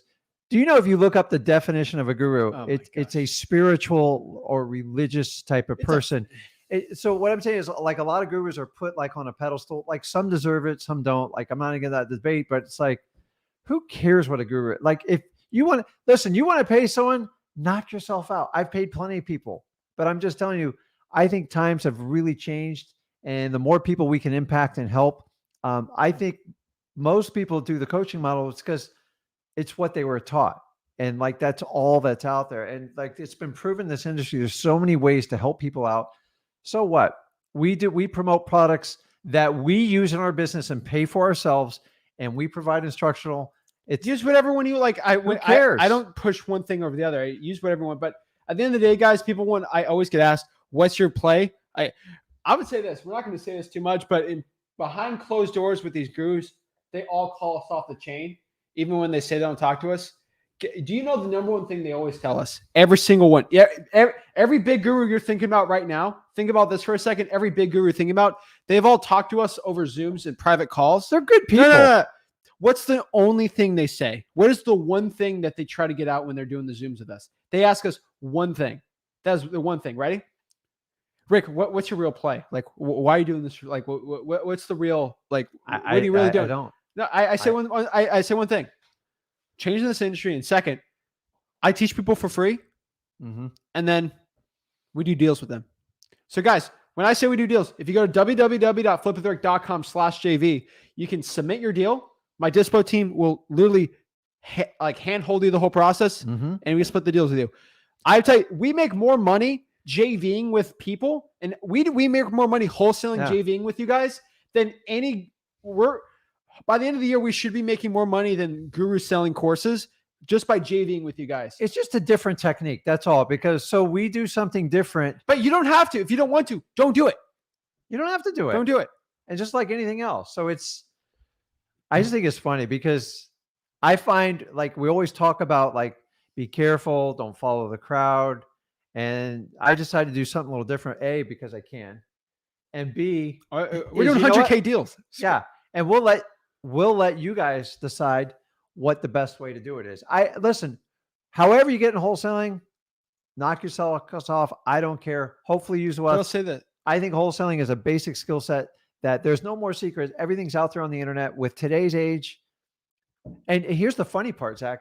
When I started out wholesaling, the average fee to get on a wholesaling course was $10,000 to $20,000. Now, what's the value of $1 today versus back then? That's crazy. Okay.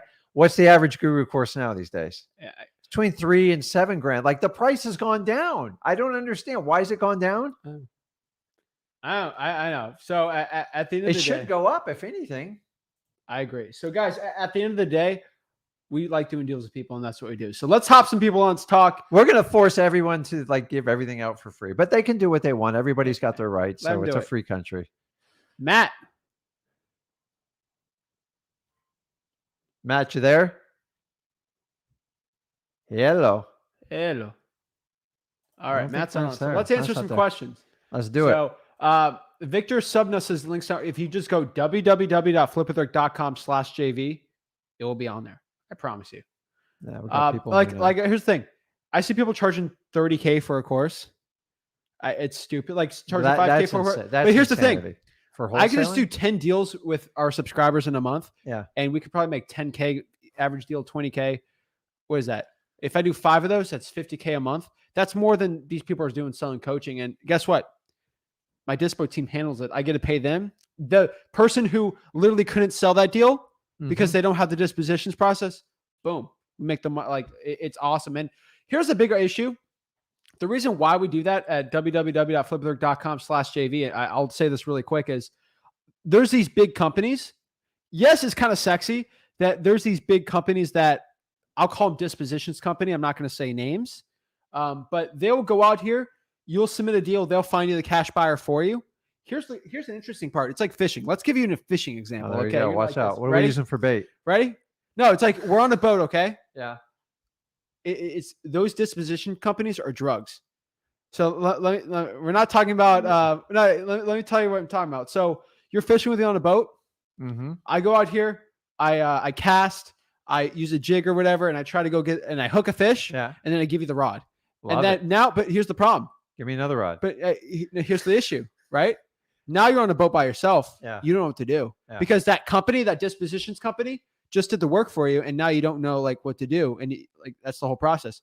What we try to do is we try to give you the rod, and we tell you what and help you out with it, and then but we give you the you don't have to buy a rod. So the reason why we're trying to get you guys to do your own deals by yourself, like I'm not a company like our Dispo. We're just trying to help people out. So there's so many new people coming in that we just want to help the new people. Yeah, we're not a dispositions company, but like we know how to walk you through the process. And then this is how you can get that one-on-one interaction with us, which everybody craves so much. There's just only so much time in the day. So I can either charge you a fee or listen, if you got a contract and a deal that's working and it's a real deal, dude, we'll hop on a call with you, get it done. We won't hop on it. No. Yeah. And then we'll go from there. And if it works, we move forward. At worst, you'll get honest feedback. But guys, you actually have to have real deals. This isn't kind of like, let me see if I call Zach and Rick and see if we can put this deal together. It says, I love learning on deals. And I think everybody across the industry, if somebody had a deal, I can teach you the skill set 10 times harder than teaching you classroom theory. And it's like a course. Guys, we have a course at freewholesaling.com. But man, imagine if you had a deal, you could actually walk through the whole thing and from nuts and bolts in your market, not my market, figure out how we do it. And that's the benefit of doing the JV on the Learn and Earn with us. So, we got some people on. See, Olivia loves my jokes. I like that. Oh my gosh. I got a lot of them. And they're not even jokes. They're just, I've been around this earth so long, 52 years, that I've made some unique observations. And I use them in wholesaling a lot. It's like, for some reason, people just don't have fun. So serious, and they're like, the people. I just want to like after an hour. It's you can tell when someone's fake on a stream. But all right, let's just be real. Like it's why I like lives, because we're not editing this. We're showing you who we are, what we do. We sit there and pick on each other all the time. I got to do my daily guru flex check, just in case. So let me give you a quick example. I'm gonna get in trouble for saying this, but it's fine. Do me a favor, guys. Whenever the next guru does a live, maybe a live stream that's scheduled, maybe in the future. Future could be tomorrow, next day, whatever. Go ask in the comments if it's really alive. I think it would be shocking because they won't do this. They won't pull up time.gov, pull up the live time on a live stream and show you this is actually alive right now. But here's the thing. These gurus, they say they're live. They ain't live. I'm just telling you. Now, some of them are, but is live risky? Oh, it's risky. Things can happen during lives, but I like it just because to me, it's much more transparent and we can have direct interactions and we can get to the point. Whereas if you record it, you got to edit it, you got to schedule it. It's like, honestly, in this industry, sometimes scheduling stuff too far in advance, it's not as relevant anymore, but, whatever. I like lives, dude. I think it's the best way to get to know someone without seeing them in person. You guys tell me what you think of lives. It's like, oh yeah, let's because you get to kind of know their personalities. Like, do they do what they say? Rick said this. Did he do that? And that's how I could. When you do recorded ones, they have their time and place. I like them, but you don't really know the person very well, and you can't get to know them Oh, yeah. without live interaction. So if you can meet them in person, that's always the best, but it's not always practical. But like lives to me is the next best. And we got to step. talk to people. So let's go to Nick. Nick, What's up, guys? what Hey, is what's up? going on, Nick? Hey, sorry, my audio for you guys is kind of low. I'm not sure why, but I think it's because I have mic access on. So if I can't hear you guys, I'm sorry, but I can kind of hear you guys, so it's all good. We hear you. All right, cool. Yeah, Hi. I had a question about. So I actually do Amazon. You see, I'm still in my uniform. I just got off of work. But I take advantage of that, and I drive for dollars a lot. Okay. I found out about you guys like about a month and a half, or like in December. And I've just like been like absorbing all the knowledge that I can about wholesaling and watching all your guys' lives. I try to catch all of them, but with my work schedule, it's a little crazy. Got it. I had a question about today. I was driving around and I saw a big kind of like a, I guess it's like an office type. I wouldn't consider an office building, kind of more like a ballroom type building, but it was used for a number of things. And they had a for sale sign, and it was a for sale by owner, and he's asking 525,000 for it. Okay. And he said that the ARV on it is like 750 to 725K. And the only thing that I was having trouble with, I'm having a hard time finding comps on it because I guess because it's like a big property. It's like 5,000 square feet. And when I look it up on Zillow, it doesn't even come up. So I was just wondering, is there like a certain thing as far as like comping properties that are, because it's kind of like in the middle of a neighborhood. I'm in San Antonio, Texas. Uh, do you recommend like something for comping on that besides PropStream? So I I can am answer gonna this get the for you. PropStream trial, but I'm just trying to Is figure it it out. is it a commercial property? I'm not sure if it's listed as a commercial property Does it look the like guy one? told me that it was a grocery store at one point, and then it all, Okay. but not a grocery, like a small family, kind of like a bodega. Okay. And now it's just vacant, and he Okay. wants to sell it because he's trying to get money for his sister to move back to Mexico. And he said a cash offer, he'll take 497 for it, but I'm just trying to figure out more or less what I can do to comp it. Okay. So your question here, Nick, is how to comp this type of property, which in my opinion is commercial, correct? Yeah, more or less. Okay. Yeah, he was telling So me that he wanted to, that if I was able to get it, I could make it into a rental or for just like a home rental. But it seems more like a commercial property, but it is in the middle of a neighborhood. okay. So these are a little bit different. They're not going to comp out like a traditional single family home. So when you do a commercial property or you have a problematic single family home and you can't quite find a comp and it's a little bit strange, you have to reverse comp it. What do I mean by that? You have to find out what the cash flow is on the property because that's the only way someone's going to buy it. So what you have to do is find out how much income that property brings in a given year and what the expenses are. It's basically what we call the net on the property. Once you have that number, you can calculate a fair offer for what an end user is going to pay for it. So you got to find the net. Now, that owner should have those numbers. I'm going to tell you right now, they typically lie to you. They will never tell you what the expenses are. They just tell you what the income are. Good news is it's not hard to look up the expenses. You look up the property tax, you can call and get a quote on insurance over the phone, and you Okay. find out what the net number is. Once you have a net number, then investors like me, like Zach, anyone else, they're going to buy it on what they think they can get a return on it. And that's the price point you start out. Keep in mind, if you're going to turn it into a grocery store or turn it into, I don't know, Airbnb or whatever, you have to price in the repairs for it too. So what was it last used for? Do you remember? Did he tell you? It was a he said that one of his buddies, I guess, was renting it because he thought that they were gonna fix it, but they ended up getting him out of there just because it's Yeah. not that it's not that it needs to be fixed because it's livable. It's just kind of an older property. It was built in 1941, but it's like a Wow. big. I can give you guys the address, or I don't know if you want to get the address, or I wouldn't get it's good. Yeah, don't give it out. But Nick, listen, these are like real estate, especially wholesaling. It's a people issue. It's not so much real estate's just a mathematical equation. So the guy has an issue. The other strategy I tell you what to do is look up on your property appraiser site and see how many times this property's traded hands over the last 10, 15 years. okay. And you can reverse engineer like what they were trying to use the property for.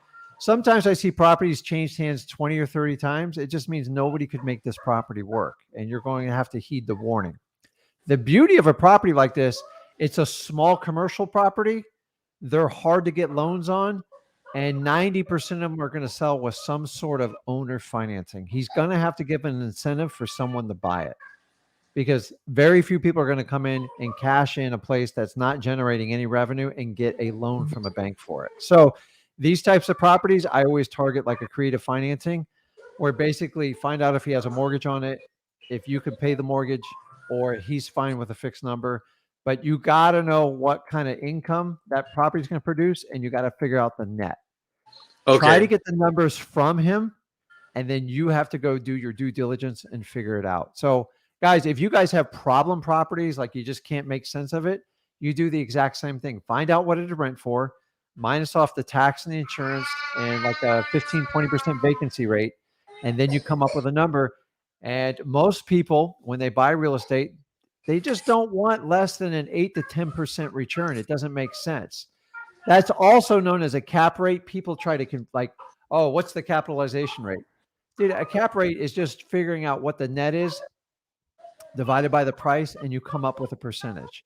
Too high of a cap rate, also AKA ROI, means it's very risky. Too low, and they're like, why do I want to put my money into it? So just start with some of this information. This is recorded, so you don't have to memorize it. I know you're bouncing around between work here, but that's it. Like, it's a simple property. Don't complicate it. Find out what the highest and best use is for it, and work with the guy.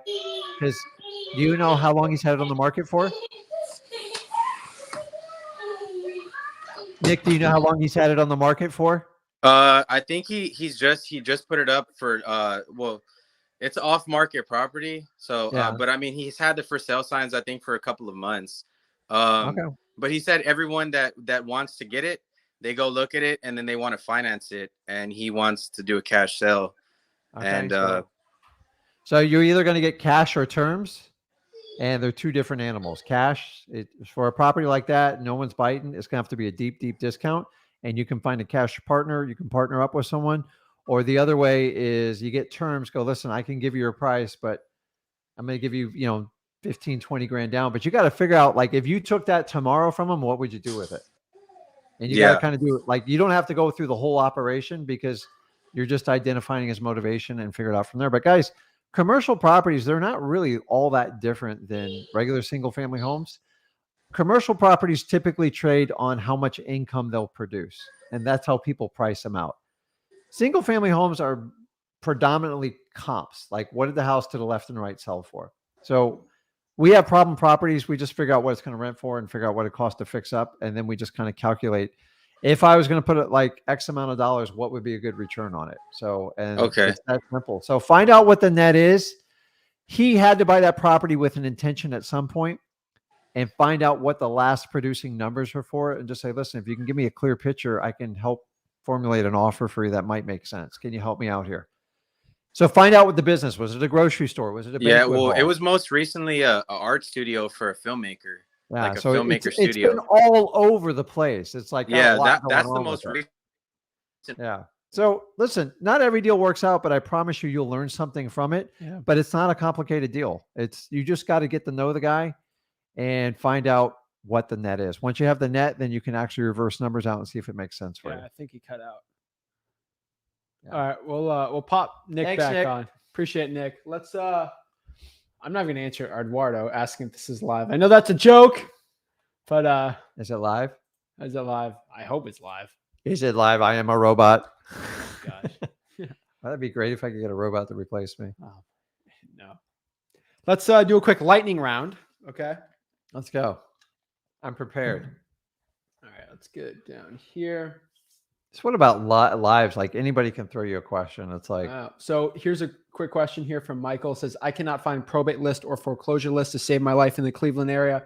Michael, to find the probate or foreclosure list, all you really got to do is go to your local county's clerk of the court or go to the website. You're in the Cleveland area. Go to the county. Just find your county, like whatever the name is in Cleveland. yeah. And go to the clerk of the court in person and ask for the probates and how to get the foreclosure list, or just call them over the phone. Yeah, Pretty simple. You get a lot further in person.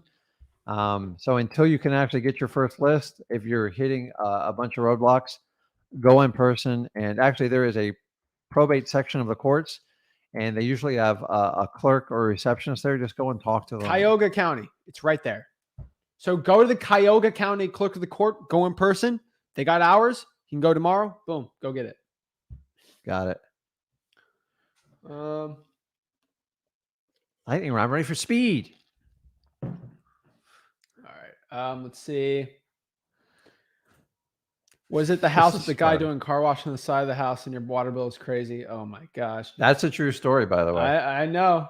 I was actually, it actually goes a lot deeper. I just kind of kept it G for the audience. Just keep it normal. We're not going to get crazy. Yeah, some properties, guys, if something doesn't add it up, it's like, okay, well, one day it's a grocery store, it's a banquet hall, it's an apartment. You can go look at the deed, and history it will tell you the truth. So I've seen properties change hands 20 times, and the ones that go back and forth in and out of foreclosure, it means someone's tried to fix this problem multiple times. And sometimes you just can't take the neighborhood out of the property because you'd have to fix the entire block to make it work. And that's hard to do. Boom.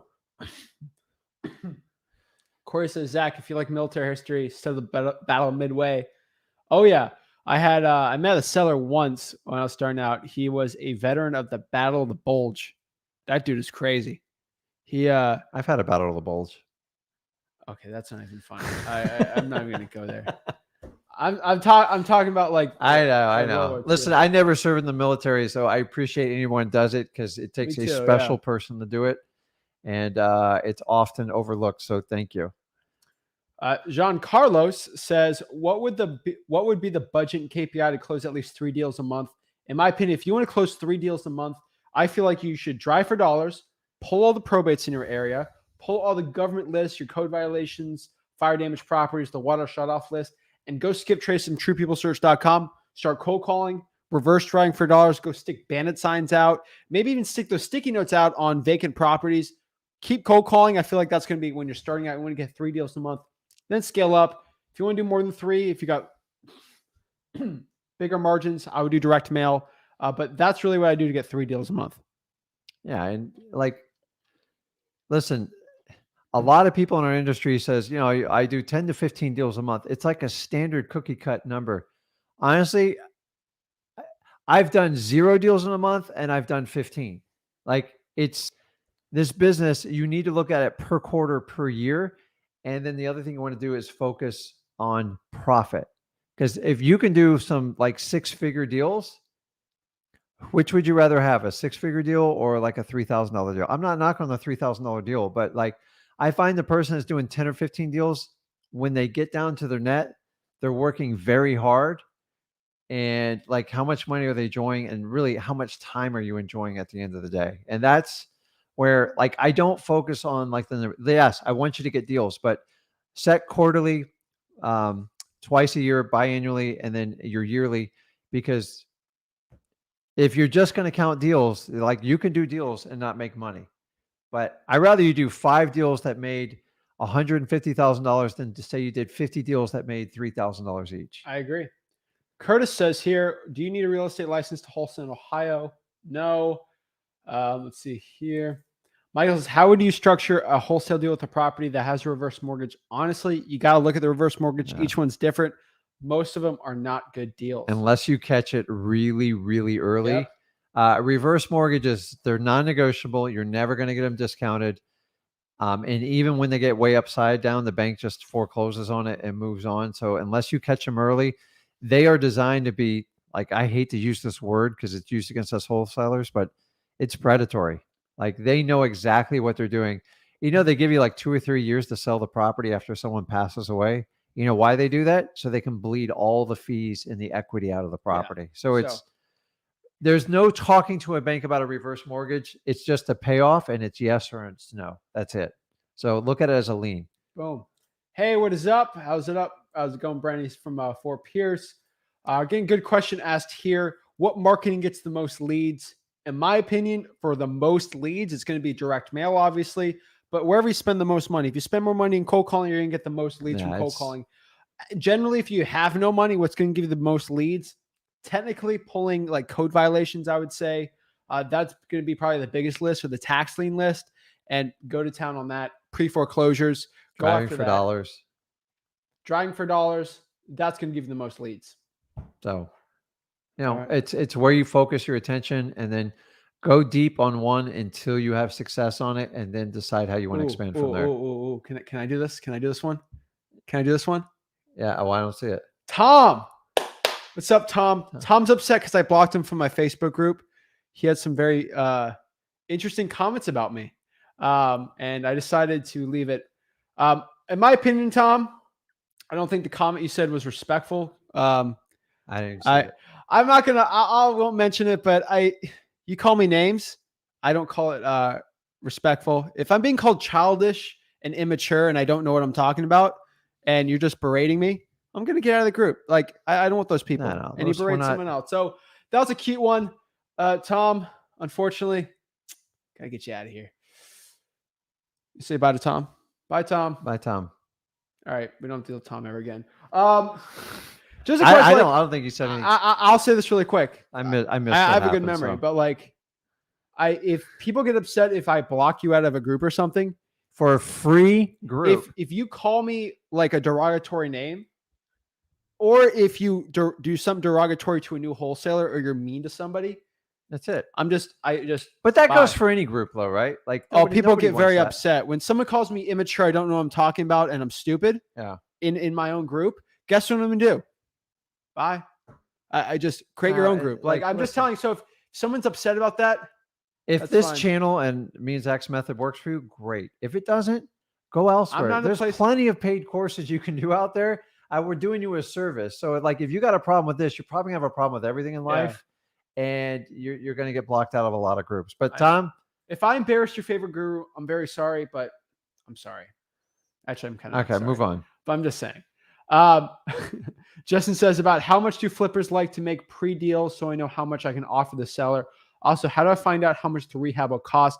Really, it depends on what kind of buyer, right? If a buyer wants to have a rental, if a buyer wants to fix and flip a deal, there's a huge difference. There's a huge difference, right? So I always tell people in wholesaling, you're never looking for a buyer that buys 30 properties a year, because they want deep discounts, and you're not going to like, you might get one, but like when I started out, I used the same set of buyers for the first 2 years. And I learned a valuable lesson is you start working for these cash buyers and you become friends with them, and they guilt you into selling property. So you have to keep it business oriented. And remember, you only need one buyer. So I'm looking for the person that's got cash, wants to buy 1 or 2 houses a year. They love to fix them up because they saw a fix and flip show and thought it'd be very profitable. That's my avatar. That's the person I want to sell to. And it's really that simple, because they've tried the realtor route and they get frustrated. And that's the ideal person. As far as like estimating out rehabs, you just got to get a feel for the average cost of a kitchen, bathrooms. Once you know the square footage, you can figure out the flooring. By the way, there's very few rehabs under 15 grand anymore that have any type of, I'm talking about when you do kitchen, bathrooms, flooring, and paint. So prices have gone up on everything. So you got to kind of adjust your numbers, because they're moving rapidly, in my opinion, the wrong direction. So you have to leave enough meat on the bone to attract. But remember, if you're attracting a landlord, he or she's looking strictly at cash flow. If you're looking at a rehabber, they're looking at how much profit they're going to make at the end. Typically, their numbers are very aggressive when I do it. So that's where you want to find a guy who wants to buy a house for his family, loves working with the tools. That is the perfect buyer. And if you can find them, you just got to spend a little bit more time attracting them. So I agree 100%.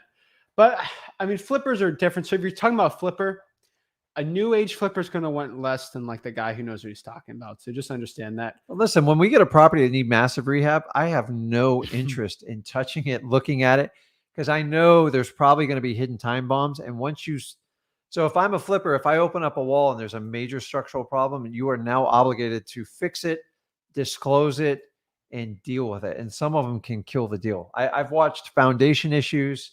So neglected houses have problems. There's a reason they're selling it for a discount. So I'm happy leaving some meat on the bone. And I'm talking about like the really bad, nasty ones. Yeah. And we deal with them a lot. Exactly. So that's what I'd say. Olivia says, I love Rick's jokes. Oh See, Olivia's smart. Oh my gosh. Aaron wants to know. So I'm talking about 600. Yeah. If it's 600K, you could. It just, they're not the best. You want to look at your average price points in your area. That's Awesome. the best What's up, way to do it. Alan? FYI, guys, we'll give you guys a minute here to see the bottom here. Smash that like button and subscribe. I'm going to give it a second. Guys, everybody watching this, I will be doing nothing for the next 30 seconds except telling you guys to smash the like button, subscribe, because I know people say, oh, I was writing notes, I can't like the video. Yeah. You know, I'm like, well, stop writing the notes. I could Smash tell, that like I button could and tell subscribe. some jokes in No, between. no, guys, Rick will say jokes if you don't like the video. That's the penalty phase? That's a penalty. Yeah. Jesus Christ. Oh my gosh. Okay. Okie doke. No jokes. Oh my gosh. I had a good one too. A wholesaler walks in, a realtor. Give me a joke. Give me a joke. I'm What's your actually joke? I'm terrible at jokes. I'm good at like one-liners when my son's involved. So I'm telling you, like what? like What is it? like you eat me out of my house. What? This kid eats more food like when he comes over. It's like my house I is eat the a ton of grocery food. store. I You guys ever have this problem with your kids? Like, hey, dad, coming over. They just raid the fridge. was the one They doing start wrestling. ripping stuff up, and I was then tough too. dishes are spread out everywhere. And me and my Oh my wife look around gosh. like, how old is this kid now? It's like, it's just Oh like my when he was gosh. like 6 years old, ripping through the cereal boxes. This kid's obsession with cereal, ripping through the box. And I That's great. share this with you guys to go like, he's actually a regular person. Like so many of you guys see the business side and I see both sides. And if you guys have kids, you understand it. It's just kind of funny because a lot of people go, hey, Zach really like that in person? I go, dude, I'm like, what we do, we spend a lot of time together and like we have a lot of fun. But if you spend a lot of time with family, sometimes you just want to like, you know, strangle them. But it's we have a good time with what we do. So it's he's actually a normal kid, guys. I call him a kid because I'm his father. So it's like your kid's always your kid, no matter how old they are. So Perfect. Let's see. Guys, show. Let's see.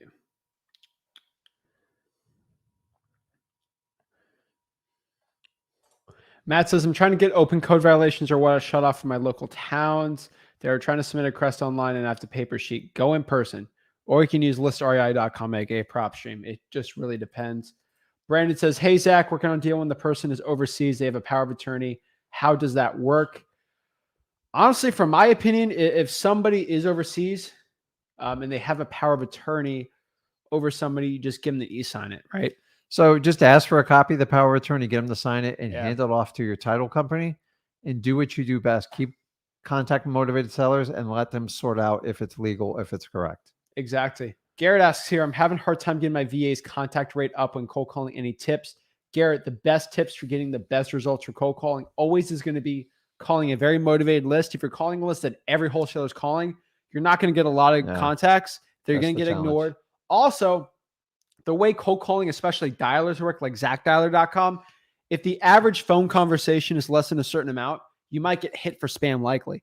So you need to have longer phone conversations. That's how the whole algorithm for phone carriers are working now. So make sure you have longer conversations. You actually talk longer. I'm telling you, they track it. It's a real thing and it happens. So keep doing that. Rotate your phone numbers and that'll give you the best results for your cold calling. Let me ask, what's the challenges wholesaling house to lien? It's kind of like a mortgage. They just owe money and there's usually motivation to it. Aaron says, how do I join? Kind of talked in the beginning, go to Wholesaling Houses for Real and it will get you there. Link's right there on the top. Phil says, hey, Zach and Rick, are you doing anything to mitigate your race with 10 DLC registration? Not really. I mean, Batch already has it with us. You just got to mention a corporation and you should be fine. Time freedom. Love it. That's guys. That's the only reason I do wholesaling. It's just so I get freedom of time, so I can bug the crap out of this guy. Oh yeah. Phil says, I have questions about government lists. I don't want to spend money skip tracing irrelevant data for code enforcement. Do you filter out closed violations and focus on active? When you're doing code violations, do active code violations, and I prefer tall grass if I only had to choose one to get the best results. That's kind of what I've seen, right? Like I just Pretty much. I have a list of all code violations of 2021. Do I call only the past few months? I would do the only past few months for active and make sure they're tall grass and make sure they're active. Like that, that's pretty important. So let's see here. Nick says, we already talked to Nick here. Yeah, we just talked to him. Yeah. I love this group. Thanks, Christian. I appreciate it. What's up, Christian? Let's see. He here. dresses nice, man. I love people with like their pictures and stuff. It's like, because you kind of like, yeah. How do you get to know someone if you're like not standing in front of them? That's why I love a live. That's why I wish more people would just do live so you could get to know who they really are. Because at the end of the day, you want to know who you're dealing with, especially if someone's going to educate you, help you out, give you life experiences. Like I want to make sure that's the person I'm talking to, the person that I work with. And that's why I kind of love lives. That's why a lot of our government people are not crazy about lives, because they're different people. Oh my God. Okay. Zach's only 22. Yes, I am. Says Wilt was a heavy ladies man. Okay. What's that? We're not going to get into that. But see, I have fun with this stuff. Let's go. Anthony says, I did notice a lot of gurus are trying to give out stuff. They're trying to give stuff out free so they can give your email so they can hit you with offers.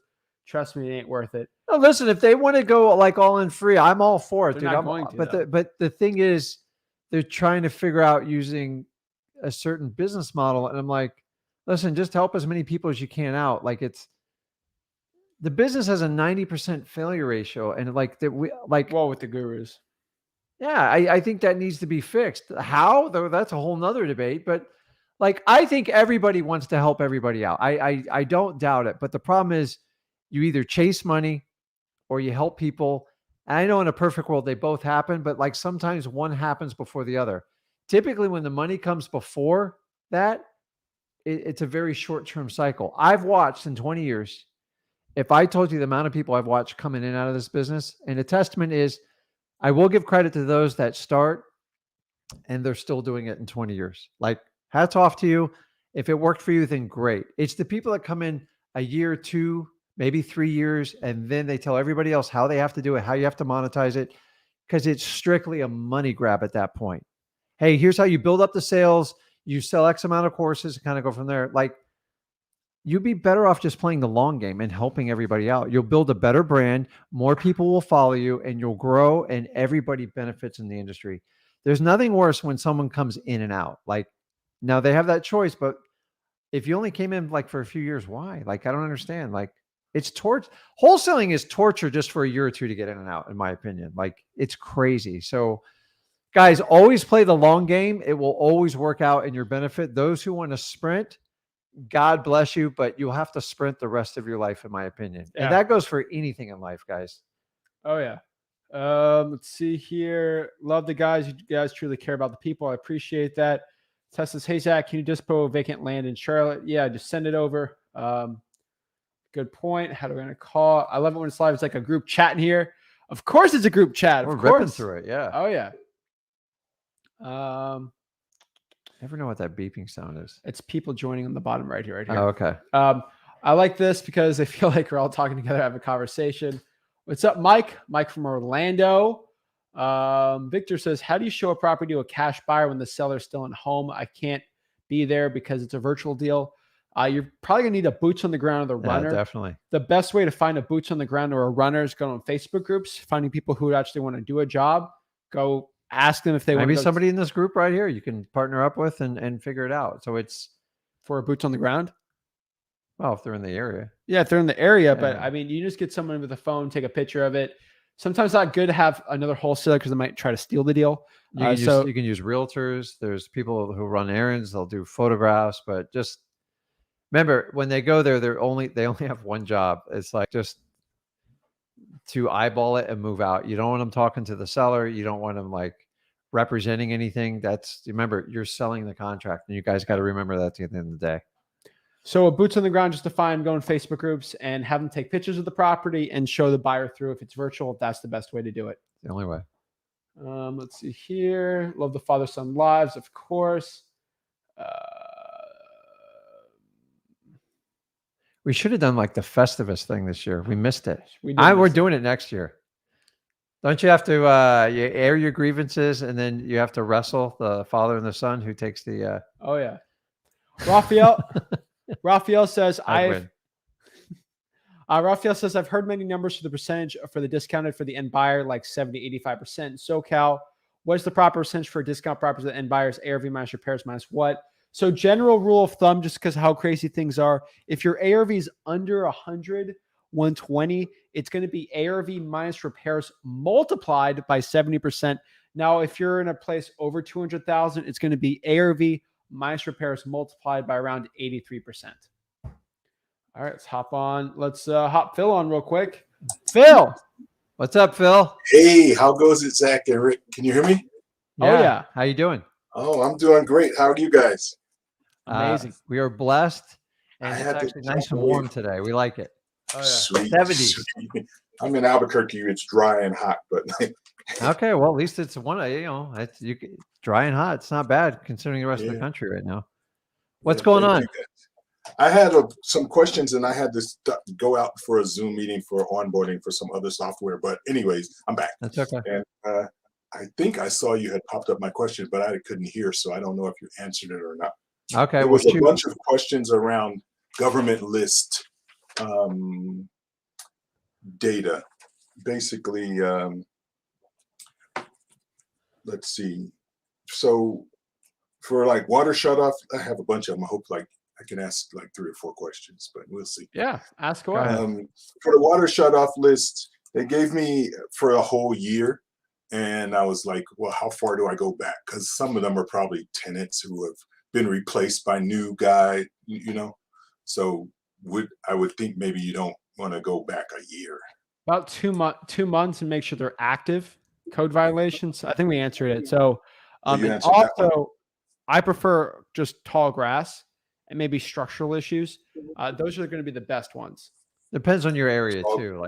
Like I don't know how much grass you have. Yeah, you're not gonna have tall grass, so you just gotta. Usually, structural issues are gonna be the main one. Scorpion violations? No, but mold stuff like that. Bad roof, doors, windows cracked, boarded up, stuff like that. A bunch of garbage out front. Yeah, knock down. They have weeds. They have garbage. They have weeds, just tall grass. Yeah, that'd be it. What was this one about using an RV for a dwelling? That's actually a potentially good one because maybe the house isn't even good enough anymore. But it depends how many are in there. I see a lot of those. I've seen a lot of those. I haven't done really many deals like that. We have entire communities like that. So I would say no, unless you're doing like a big marketing thing. Yeah. Okay. Let's see. Phil's so it looks like you already answered. You answered the major question about.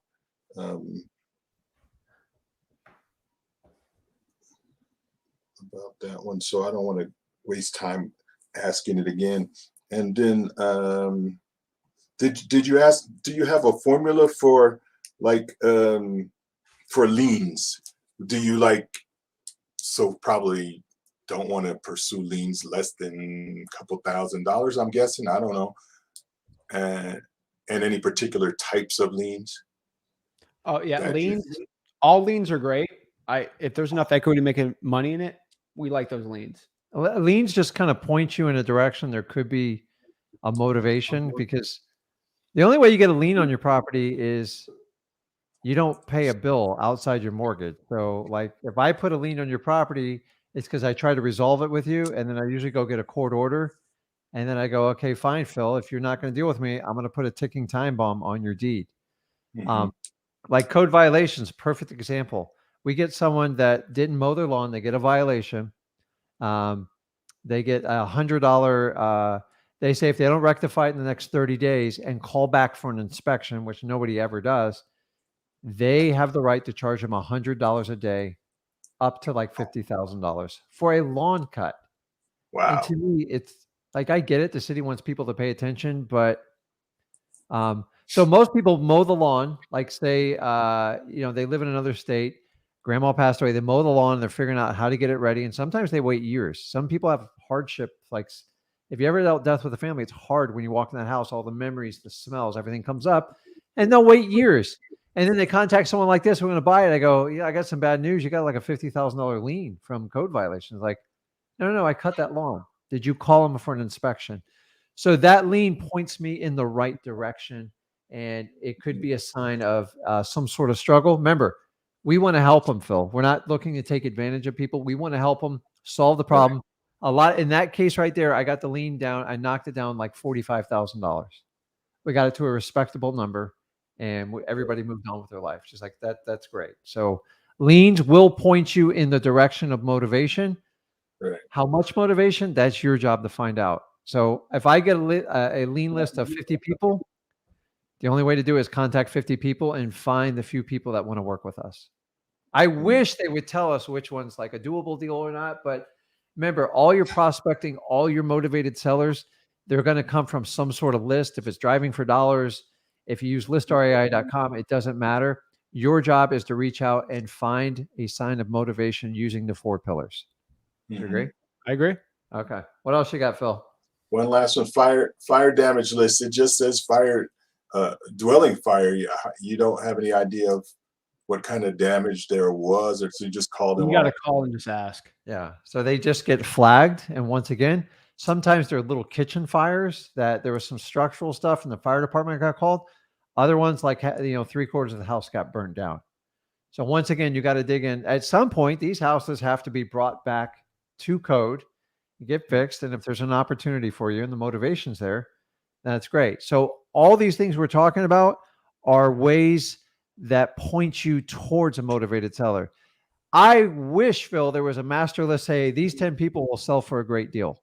Mm-hmm. Like we'd all be out of business if it was that easy. So you have to go through and work through it. So if you call in a list of 50 people at motivation, understand probably 40, 42 of them have no interest in speaking with you. Like you have to be okay with that. So. Right. I did see one city had a fire list that said that was a little bit more granular in it. I saw a lot of fire restricted to the chimney. Would that be something to pursue or just ignore because the chimney? Once again, it's a clue. You just got to call. And if you have a clue, point you in the right direction. And then you can just, once you have a conversation and talk to people and get to know them, they're going to kind of fill you in, or they're not going to fill you in.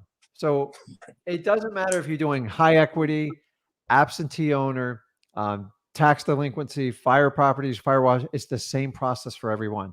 You have to snuff them out and see if the motivation exists. And the only way you can do it is by contacting the people and talking to them. There is no shortcut on this. How you do it, some of us do it all by ourselves. Some of us have teams that do it. We all have to do the same thing. How you do it is up to you. Yep. Make sense? Yeah, it does. I want to thank you guys again because gurus are still trying to get in my pocket, but I refuse. I'm just coming here getting it free from you. No, we want to help out as many people as we humanly possibly can. So I appreciate it. And if this channel works, keep in tune. We appreciate you, Phil. Thank you. Appreciate it. You. Take care. Oh, yeah. Thanks. All right. We got one last question real quick.